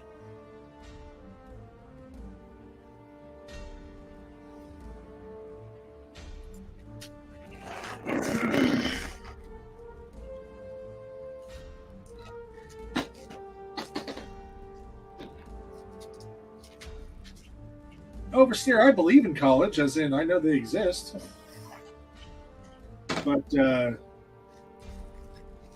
I think it's overblown, the kind of stuff people put into it. I think it's way too expensive for most people, and stupidly so.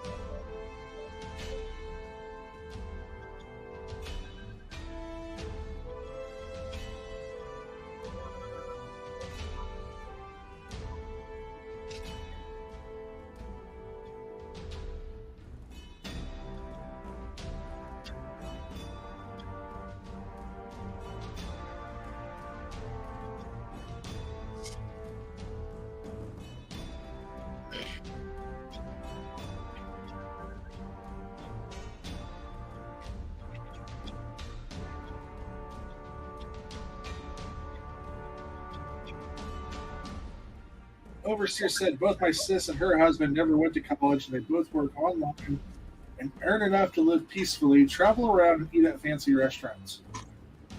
One's in 3D modeling, the other does social media handling, customer service. Well, my brother-in-law never went to college. He makes very good money. He's a mechanic. Works at a junkyard. So if he wants to make more money, he just does more work. Or he'll buy cars and fix them and then sell them. So, you know, I'd say that kind of shows or proves your point. He makes more money than I do.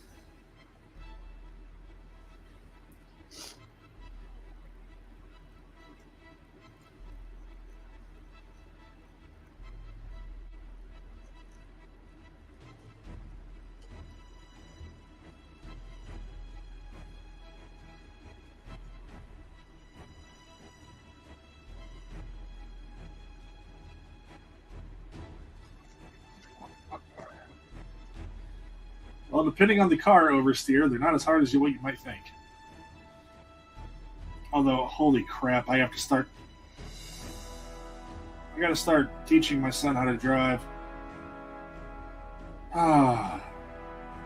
Just thought about that. A little over a week, he should be getting his permit. And then the fun begins.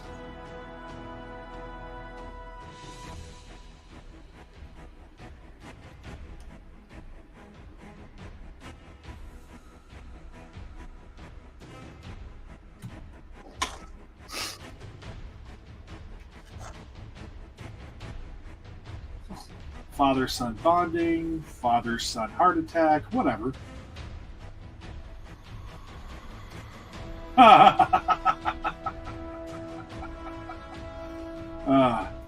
Aaron said, LOL, I thought you were talking about your biological brother. I can just see him in a junkyard.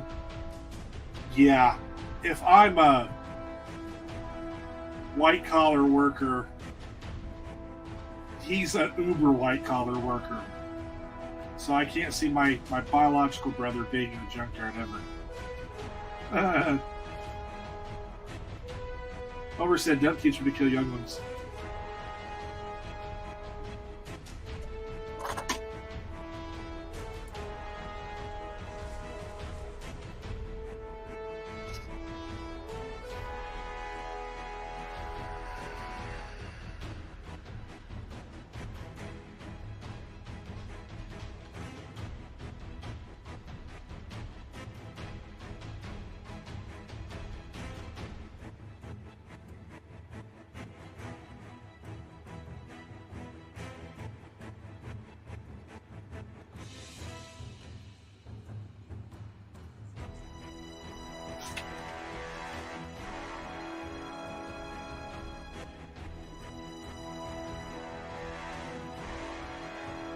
Now we're up to 4 viewers.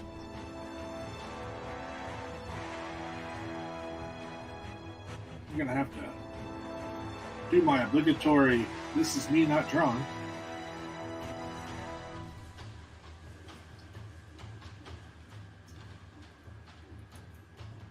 In case anyone was confused and they wondered about the voiceover. That's me. Notice I have no hat. Therefore, I am not the one drawing. I also do not have any arm ink. There are no naked ladies on my forearms.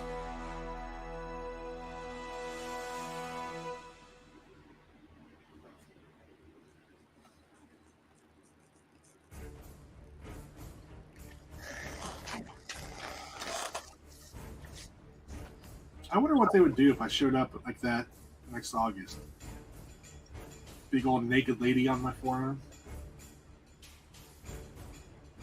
I don't have any naked ladies on my forearm. What? I don't have any naked ladies on my forearm.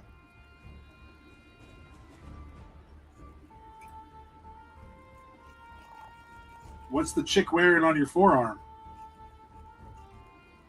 What's that? The chick on your forearm. What's she wearing? Her?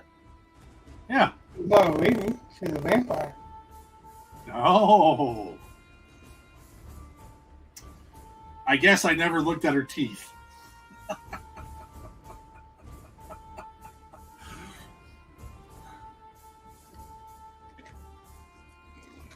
Well, there's a closer up.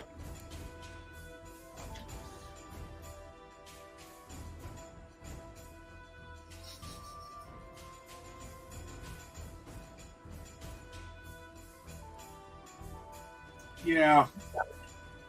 Overseer She's not said supposed to that. be naked anyway. She's supposed to have freaking smoke covering her. Well, Overseer said that you have robot auto tune because you're kind of your microphone's being funny.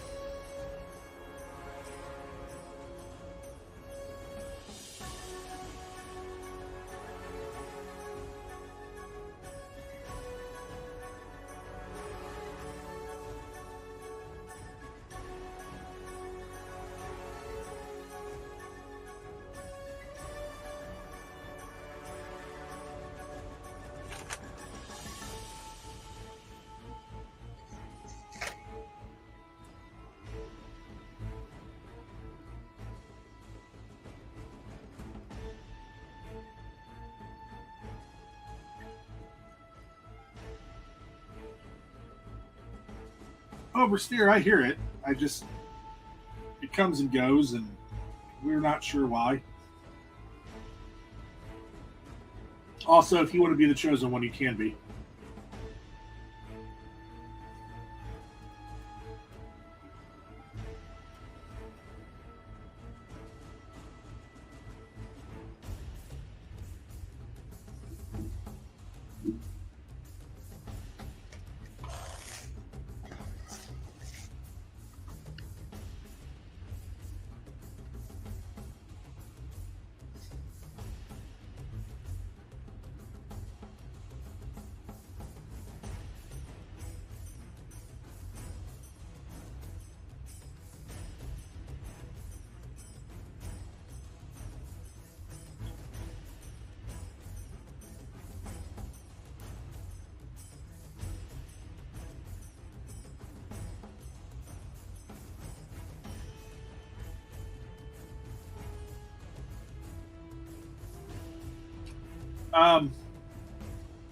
I'm going to have to guess on this, but I think I know the answer. Rich, your mic is separate from your device, right?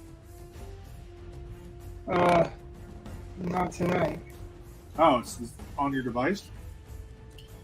Yeah, it's just the one that's on my laptop. Wow. Because the other one comes and goes. Sometimes it'll have a high whistle. Sometimes it'll not let me hear what's going on.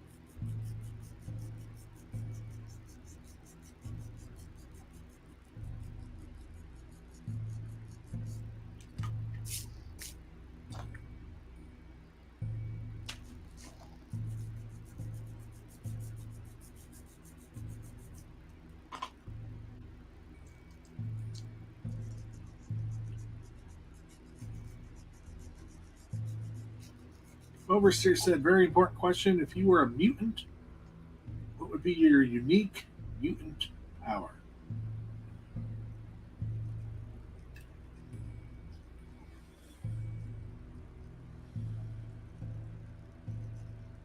It has to be unique, as in no one else has it? That's the trick.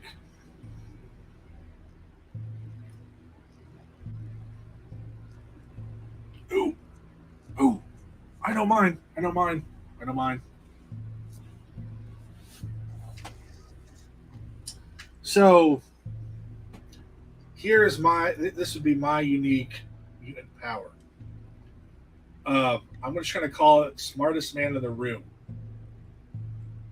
So it's kind of like being a mental vampire, sort of, in that if I'm around people, then their intelligence is added to mine. So I'm not reading their thoughts.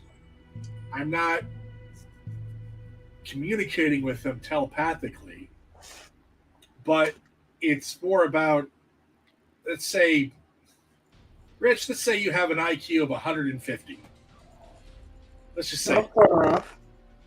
What? That's not too far off. Okay. So you have an IQ of 150, and let's say, naturally, I have an IQ of 100. Then, with my mutant ability, when I'm in the room with you, I would have 250. Or if it's not quite that mathematically accurate, I at least would have more.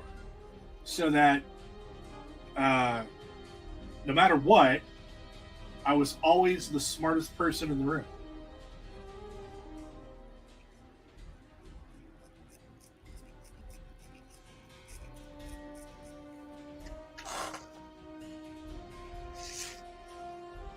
I actually, Overseer said you sound like you work for Mr. Sinister.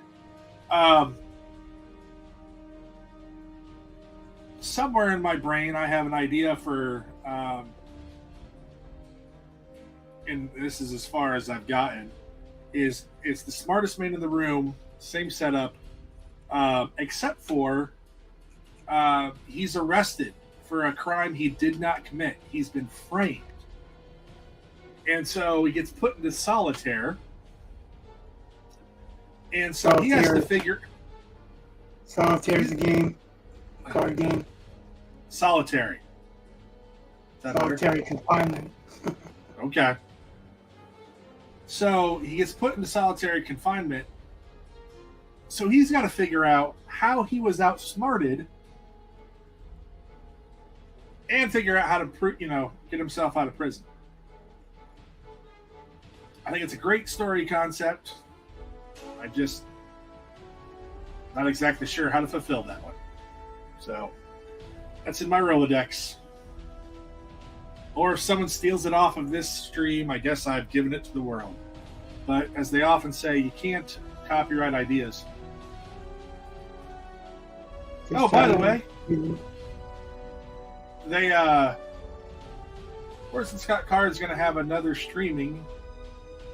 I want to say it's Saturday. Might be Friday. What is today? Tuesday? Yeah. Yeah, it's Saturday. It's the 18th. I'm pretty certain.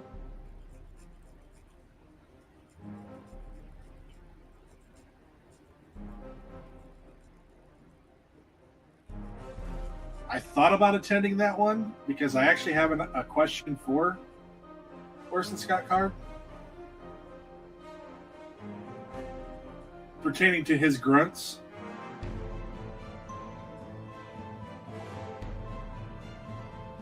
Because you know how I'm pretty certain John Brown said that he got the 3 grunts from Orson Scott Card, right? Well, yeah, that's from his website. Okay.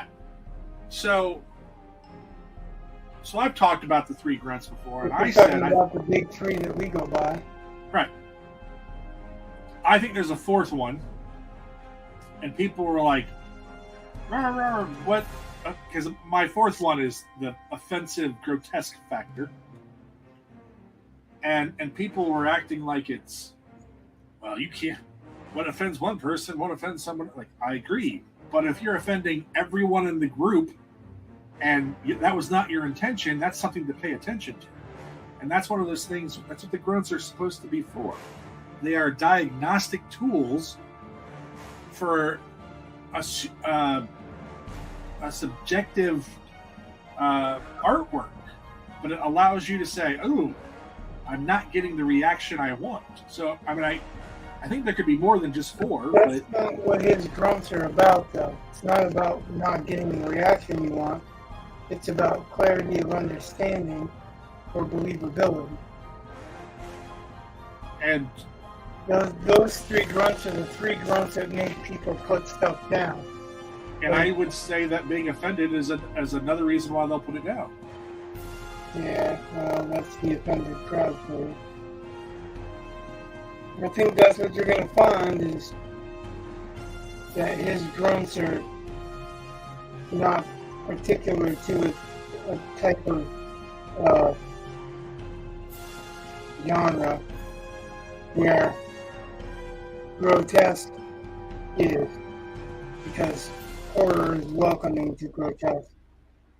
So it wouldn't be viable for that type of genre. Yeah, but I think you could make that argument for any of the other grunts too. For example, believability. No. Because he already qualified it. He qualifies believability with believability within the world in which it takes place, not believability in the real world. It's that within the world that it takes place in.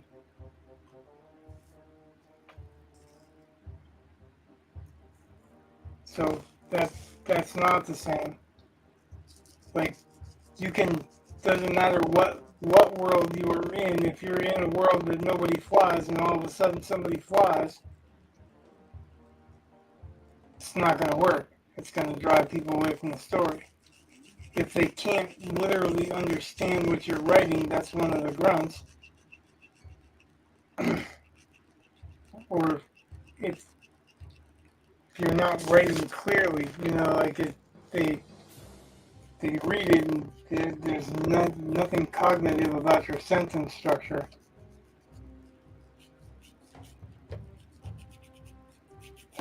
We've had this discussion before, and feel free to ask him, but I don't think it's the same thing. I think he's talking on a mechanics level. And how do you rate something like that? I mean, you can rate believability, you can rate boring, you can rate not understanding it. So, I don't know. Well, except for all of those things, again, are going to be somewhat subjective. That's why it tells you to but they're not subjective to the genre. And again, aside from understandability, which is going to be subjective to the reader, then I would argue that, all of them are subjective to whatever genre you're in. Believability still comes down to... You argue it, but it's all a matter of you just arguing it. Okay.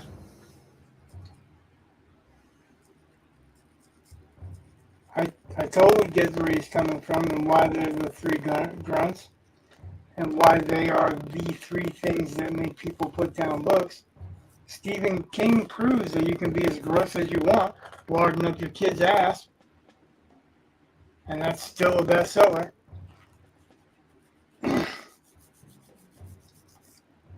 So, I do believe that that's genre specific.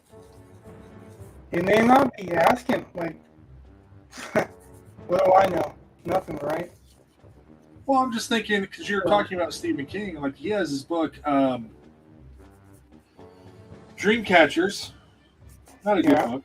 Dreamcatcher, and some would argue it was. I have a friend that's one of their favorite books.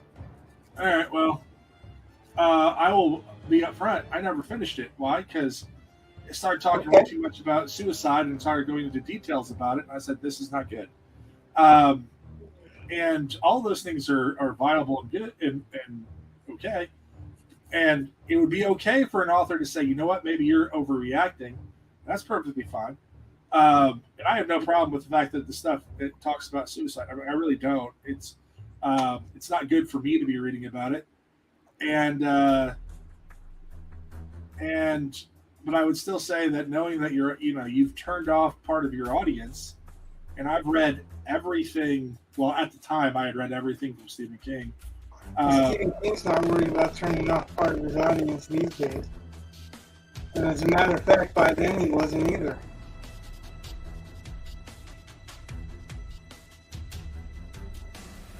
Like, he's doing stuff that's going to turn off half of his audience nowadays now.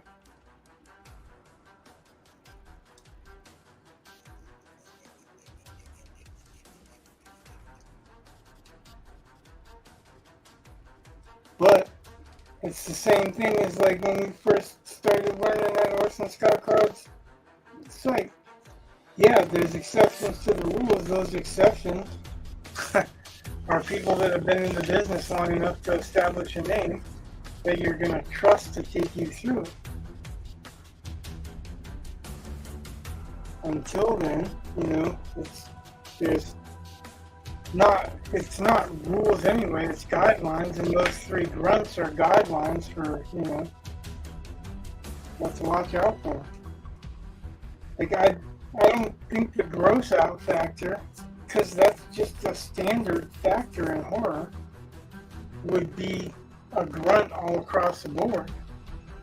But I think if you can't understand what they're writing, that's a grunt all the way across the board. What genre is it okay for you not to understand what they're writing?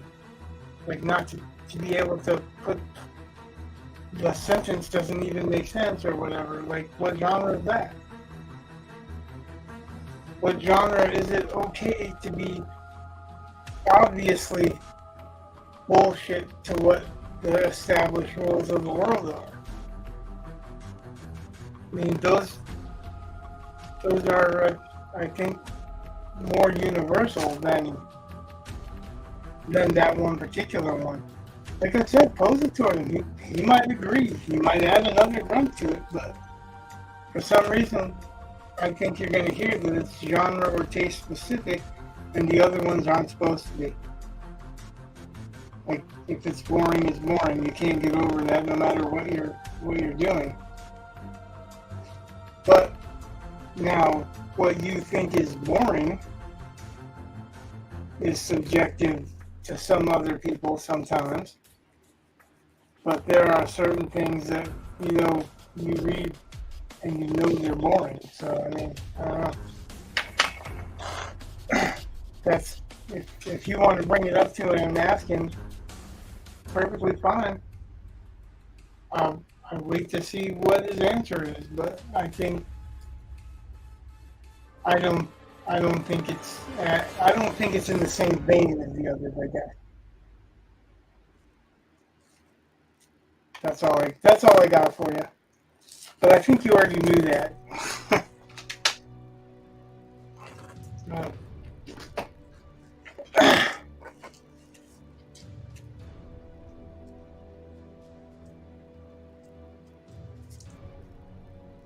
I definitely think that there's a limit that people want to put up with, whether it's gross or whether it's details in a fight or whatever, but I think that limitation encroaches on whether it's boring, unbelievable, or what. Like, it could be too gross to be believable, right? I suppose. But other than that, like, I don't know of any examples of too gross just as in too gross. It's all in the context.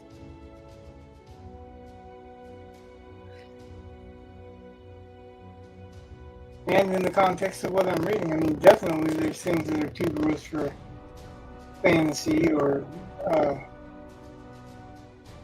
even crime stories or whatever. And then there are other things that nowadays, human nature, all the gross stuff that happens in the world. But yeah, I don't know. That's my opinion. It's all it is. That's what I'm qualifying it as. I don't think that any of Orson Scott Card's anything like when to do with writing, I don't think he came up with them just quickly without any a lot of thought in some cases. He was saying with those three grunts that those were the ones that just shut down your manuscript to whoever the reader is, and he wants to know that from the reader, and his first reader is his wife. So, but it's also, he's talking about those are smart readers that can also identify not just, oh, this is too much, but where it gets to be too much, right? So that not only are you identifying as having a problem with it, but you can identify the specific section or whatever that's bugging you, because the benefits are for you to be able to fix it.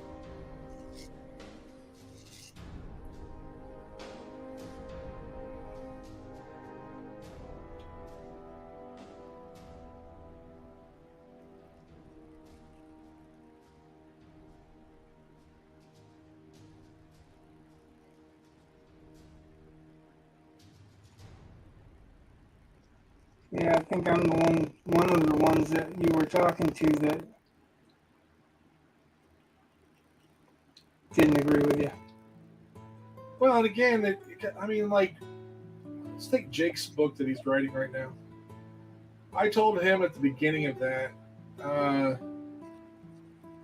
and I said, it is,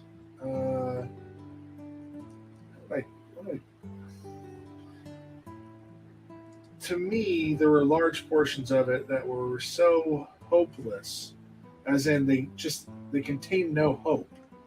Not that they were hopelessly bad. It's so just dismal.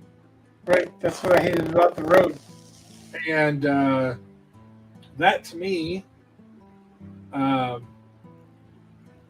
makes a hard entry for me as a reader. And I don't care what book or what genre it is. If it's so hopeless, it offends my sensibilities, and it makes me feel bad. I agree. I don't think that reached that level for me. I don't think his reached that level for me. Well, it's gotten better. I've read The Road, and The Road sucks all the way through, and I've read Children of Men, and that sucks all the way through. There's no hope. It's hopeless. It's dismal. It's dreary all the way through it. There is no relief, no positive anything. And in Jake's story, I think there is some positives. Oh, there is. There definitely is. And I think that changes things, you know. So, but that's my opinion, also, you know. But I would say that part where you are offending sensibilities, that's what I mean by being offended. It's not just that you thought it was rude or it was politically incorrect. It was literally, this offends a sensibility. And that's going to be subjective to the reader. I understand that, which is why you want a group. Because if they all say this is just too depressing to get through, that's a problem. And if everyone said that about Cormac McCarthy's The Road, do you think he would have stopped writing it? I don't know. I mean, I could say the same thing about Farewell to Arms, and I don't think that he would have. I don't think either one of them would have, because I think they had their reasons. Well, and you know, like The Road, Cormac McCarthy's The Road is just miserable and keeps getting more miserable, and there has no explanation for why it's so miserable. You know, it just keeps getting miserable. Everybody thinks of the most miserable, worst options. don't think I've read it very well in Arms. Well, it's pretty much war is pointless, life is pointless, death is pointless, everything's pointless. Then again, you're talking Hemingway, and Hemingway was in a war. So, I mean, that's like All Quiet on the Western Front. Initially, I hated the fucking ending. But I see what he's trying to do because he lived that, you know? It's hard to say that, you know, you can't write about experiences that really affected you and you want to get rid of that shit. No one's And, saying. hold on. No, I'm not stopping there. I'm saying it's hard to say that because it's miserable, you can't get it out of your system. Because it's boring doesn't mean you can't get it out of your system. Huh? Because there's all kinds of stuff. I mean, again, if you want to get it out of your system, it doesn't really matter what the audience thinks. Right? So that's one thing, but that's not what Orson Scott Card was talking about when he's trying to figure out, you know, he's talking about how to get something published and being mindful of what's going on with the audience, which means you have to care what the audience wants. And if you don't care what the audience wants, well, cool. I hope you do well, and I hope you have an audience. It'd be great. But if you want to increase your odds, I think you kind of have to pay attention to what the audience wants. And that's just, I say it's the same thing. It's a response from the reader that is negative. That if it's strong enough and if it's common enough, you may have a problem. It's a diagnostic tool. It's not a rule. It's not like a prohibitive thing, like thou shalt not continue if you get this response. It's not like that, but it's something that you should be aware of so that you know if you aren't intending it to be this way, that you have a problem. And if you are intending it to be that way, then I guess you don't have to worry about it too much. You're hitting your mark. But it's definitely something I think you want to be paying attention to, because it could be a reason why people put down the book. And it's always subject, like even boring. So, Girl with a Dragon Tattoo, you know, was a best-selling, you know, book. At the time, my department chair was raved about it. So I read it, or actually I did not read it. I read part of it. I read the first 100 pages, and nothing happened until the 100th page, and I just didn't care enough. It's like, you know what? It's dumb, and that's my boredom. That was the part where I was like, no, nothing has happened. The one thing that happened on page 100 wasn't enough to make it worth reading those 100 pages for me. Obviously, I'm not the only audience, but if I was in that writer's thing, it's one of those things where, you know, let's say, I forget who the writer is, but let's say he was in a writing group. If I felt that way, but you're like, no, this is the greatest thing ever, that's perfectly fine. That's all it's for. I don't think he was writing it to be the greatest thing ever either. You know the reason he wrote that, don't you? No, because he had a girlfriend that was raped that he didn't do anything about. And they ate at him and ate at him and ate at him, and he wrote that to deal with that situation. Like right. James Robar wrote The Crow to deal with his girlfriend dying, but she didn't die in the way that Shelley did.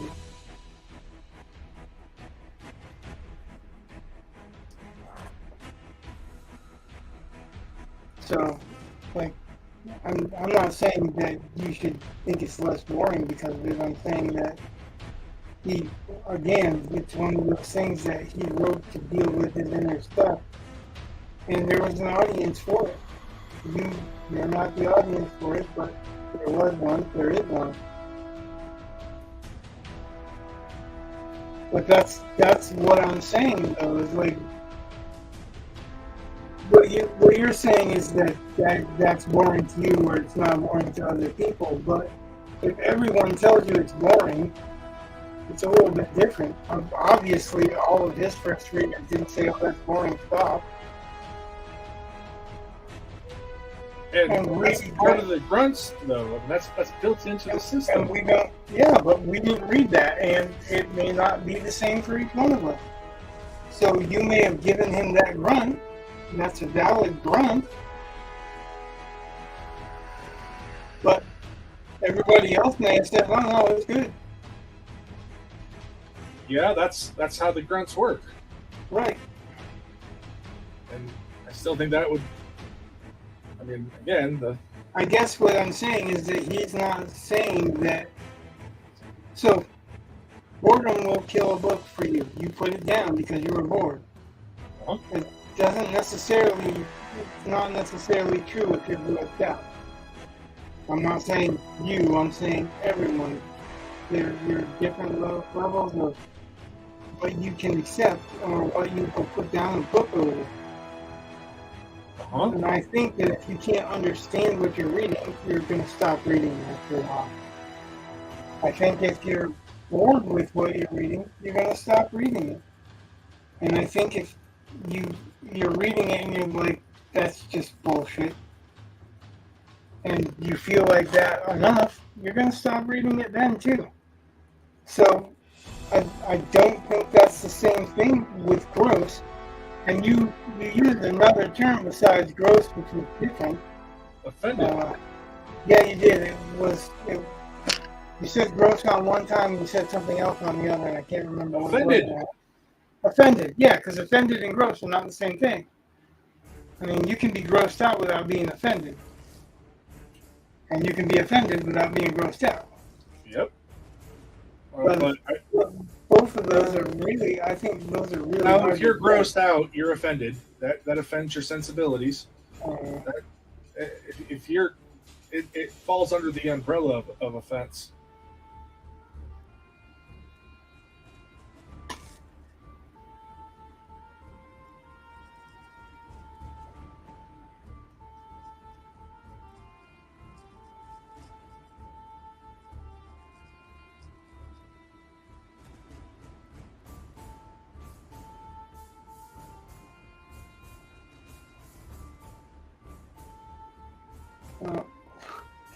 I don't think they're the same thing.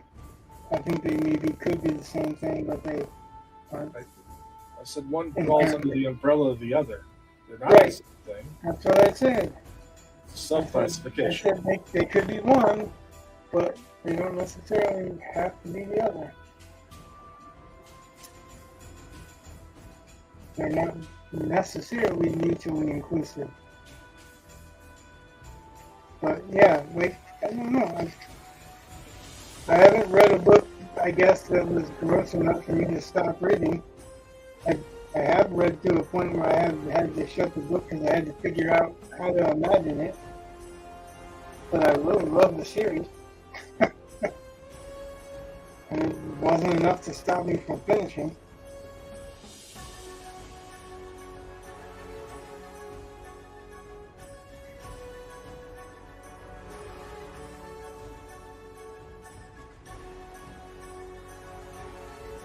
You'll have to let me know what he says about it. Well, I don't think I can go, Rich, Why is that? because it's Saturday. So, We stream on Saturday, Rich. yeah, when we stream. I'm You assuming guys we're got a streaming. birthday coming up Friday. I don't know if we're going to do everything on Friday or if we're going to wait till Saturday. All right. Well, you let me know. I have no idea yet. So, Well, I understand that. I'm saying But let me know. if you want to dip out for that, it's not like I haven't streamed without you, even recently. So it's like, it's not like I couldn't just do a drawing on some other thing. If you really wanted to do that. I don't think one question is going to be. Not that I don't love Orson Scott Card stuff and Overseer's off for cereal. I'll be back. Not that I don't like listening to Orson Scott Card, I guess, but the second one I went to is pretty much the same as the first. And aside from the one question, I don't know if that would. Well, that's the trick, is that the things that you're talking about is the writers of the future, right? Yeah. So everybody that's going there wants to hear writers of the future tips. They want to hear, the writers tips that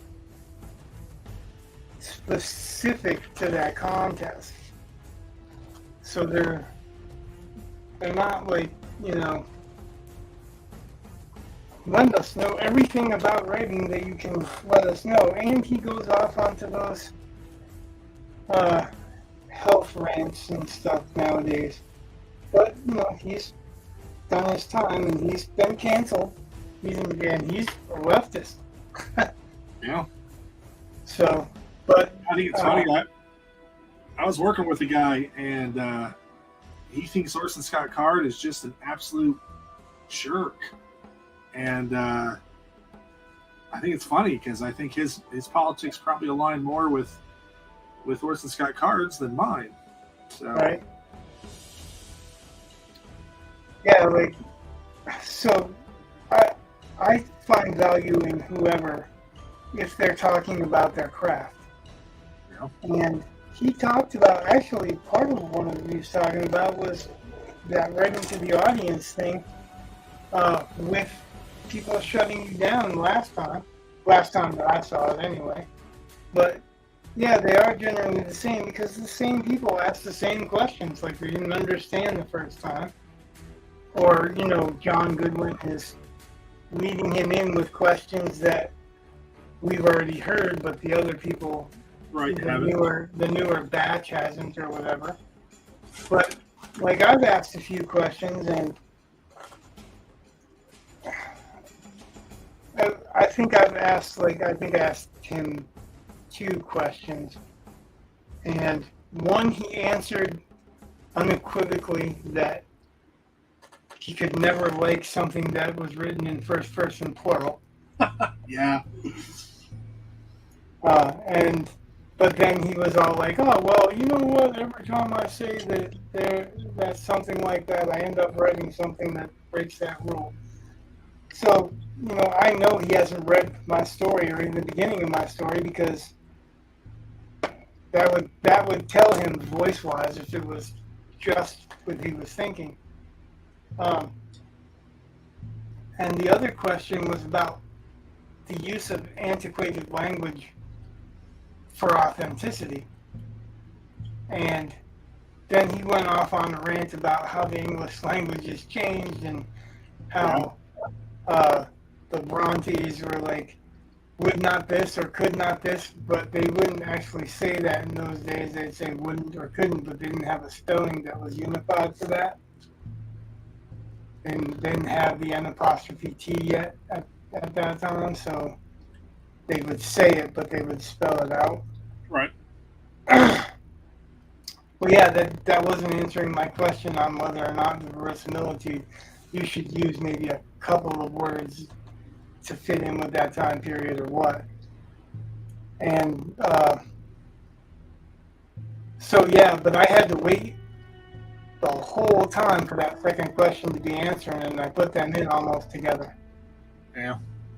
So, I mean, if you ask that question, it depends on if John decides to pick that question, right? That's true. I think Orson Scott Card picked one of my questions just because it was a language question, because he really loves the language questions. But John picked the other one. So, but talk to John ahead of time or something, or put that in right off. If it's one of the first ones, maybe he'll get to it right off. But if you really want to hear his opinion on it, but the caveat with that is that there's a chance that he'll have the same opinion. It won't change what your opinion is, because your opinion is pretty clear. Like, if he agrees with you, then you'll say, "Oh yeah, he agreed with me." But if not, then really what, right? Yeah, but he can always explain it. I mean, again, I'm not saying that you said anything unclear, but No, you might explain it in a way that clarifies it for me. Like what you're saying, I'm like, nah, I don't agree. right. But he might be able to say it in a way that's not special because he's Orson Scott Card, but just different because he's not you. You know what I'm saying? Which would be the same thing. Well, I'm saying, like when I was doing Taekwondo, and we had to learn how to do a Tadasol, and which is where you turn around. And my instructor, Master Howard, he's like a 6th or 7th degree black belt. He knows what he's doing and he knows how to explain things, but for the life of me, I could not figure it out. And this kid, who I think at the time was a brown belt, was like, oh, it's like this. And I don't know why it clicked when the kid told me how to do it, but it did. Or like, sometimes, it's just, it's in perspective. Like, there's a thing called Star Block, and it's a series of moves. And, I learned it just fine, whatever, no problem. But someone else came along and was teaching it to somebody else, and they used terminology that I had never heard. But I was like, oh, yeah, that does make sense. That makes a lot of sense. It's not that what you said was wrong necessarily. It's just that it didn't make sense to me, or like it makes sense as in I understand where you're coming from. It's just not persuading me. Right. And I wasn't looking to persuade you. I was just. Oh, I know. I'm saying he might say it in a way that all of a sudden, and especially coupled with what you already said, it just might be a tweak that pushes me over to your side. So I'm open. On my side. I get that. I'm saying that it's a. That's why you would go and ask, even if my opinion is already figured out, which it is. So my thing is this. Here's my question for you. Okay, so it's not going back around. Okay, it's something different. What difference will it make whether he agrees with you or not? None. In going forward. Like, are you gonna? Does that mean that when you're reading our stuff, are you gonna employ that now when you wouldn't have before? No. Okay. Literally, his opinion on it doesn't matter at all. However, if he offers reasoning, that might matter. As in, if it's sound reasoning that I feel shifts the balance towards me thinking that it's not the same thing, the grunt, then that reasoning is what mattered. It wasn't the opinions. So I understand what you're saying about that. I'm just trying to understand what difference is it going to make as far as the grunts go. Do you think? I mean, are you thinking that he's going to change the grunts to add another one on the site? No. Or is there a reason? Is there a reason for it? I guess. So the 3 grunts are great. However, I think the underlying principle is that you pay attention to visceral reactions. And he named those particular 3, I think, because they're kind of important. Okay, I'd say that the importance of, hey, this is boring, hey, this is too hard to understand, or hey, this is unbelievable. Well, it's not hard to understand, it's confusing. Okay. Just to straighten that out for anyone watching, it's not about it's not about understanding the words that are written as far as whether you understand the definition of caveat. It's whether or not you can read them and make sense of the sentences, or make sense of what he's telling you. Yeah. Or her, she's telling you. So, and I think it's good to have those three. However, I would argue that if the underlying principle is simply one about visceral reactions, the better reader will recognize more reactions, and that can be used by the writer. So, the three grunts are not necessarily the sum total. My argument would be that the three grunts are not the sum total. They're just really important ones that will get you through. But the more, well, yeah, I mean that goes without saying. Anybody could find something wrong with. I've had somebody tell me they don't like a name because it was too close to another name, pretty much. yeah, Like I named the pass Skraelig Pass, and it was like, oh, that says Skraeling Pass, and Skraeling, and first of all, it didn't have an N, means idiot or pussy or something like that, and like, no, it didn't. What it did was they don't have an exact definition for what Skraeling means, but the Vikings used that in terminology to describe the Indians, but it could have been because they were loud. It could have been because their hoots and hollers were loud. It could have been because they thought they were stupid in what they trade. There could have been a number of reasons, but there's not one definition of Skraeling. But beside the point, the word wasn't Skraeling. That guy just read it as that and didn't like it. And he made enough of an argument, you know what I mean? It's like, it's just bullshit. But that's that whole writer thing. I mean, he could. Is it valid? It's invalid because it's not the right word. But is it valid that he thinks that when he reads it? Yeah, kinda. It's kind of a hard pill to swallow because he's kind of an idiot. But that you could be stopped for any number of reasons. It's not just like the editor having a problem with a girl's name because it may be the girl that he just broke up with. I mean, there's that too. I mean, someone could not like a name. Someone could not like. So when you're reading spy novels, often if somebody says something in a language that's a different language, they will repeat it in your language, in the language that they're writing, so that there's no question about it. That's just one of the techniques that they do. Some of them, some fantasy writers, every time they write a word that's pronounced differently, will tell you how it's pronounced afterwards. You didn't like that, actually. That's just POV. But that was pronouncing the actual words.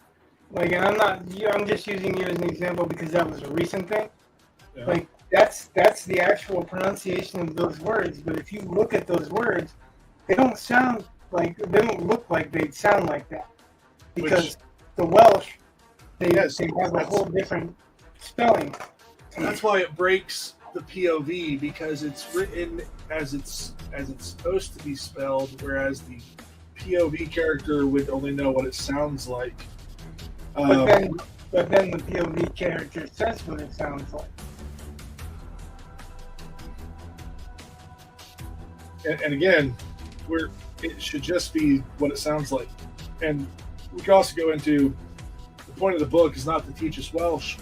So I want the experience of the POV, and the POV character would know what it sounds like and would roll with that. Everything about the Welsh. Now, you're going to find somebody who's just dying to learn Welsh, and they're going to eat the crap out of that. They're going to say that is fantastic. This is one of the greatest books ever. And on the other hand, if you spell it phonetically, you're going to have a whole shitload of people bitching at you that that's not what that word spelled like. It is just as much one as the other, in my experience. So there's an easy way to avoid that, by the way. Don't use a real language. Just use a made up one. Oh, it's fantasy, man. So what word can you use that's not in a real language? I'm going to guess lots of them. I'm going to guess that all the words that you're going to guess have some other language that means something in. They may not mean anything in our language or English-speaking languages or English and French-speaking languages, but almost, if you can make a sound, you almost have a meaning for it in some other language. So I just chose a different one than Latin okay. because everybody chooses Latin for magic. Not So me. I chose a different one. I choose. Everyone that chooses regular languages usually chooses Latin. I'm just saying there may be a certain famous fantasy author who, made his own languages. Thank you. Stupid Elvish. So, Oh, you mean the one that actually took a whole bunch of other people's languages and made them? Yes, but still, they're just Yes, but you just make your own. just saying. Then no make one other can people. tell you that you're doing it wrong because it's made up. So, if I want to say that it's Schnurgerberg with a silent Q on both ends, who cares? You may question why we have silent Qs, but there's no U, so it's got to be silent. Right? Anyway. Hey, it's almost midnight, man. Yep. And I think you're done drawing for a while. Or at least on that one. Yeah, pretty much. You're gonna fix the foot, but yeah. Okay. Well, I'm thinking now's a good time to call it. Yeah, I guess. Yeah, you don't have to, but just Everyone that watched, thanks for watching. Everyone that talked, thanks for talking. Everyone that liked and subscribed, thanks for liking and subscribing. Good night. God bless. Much love. Bye.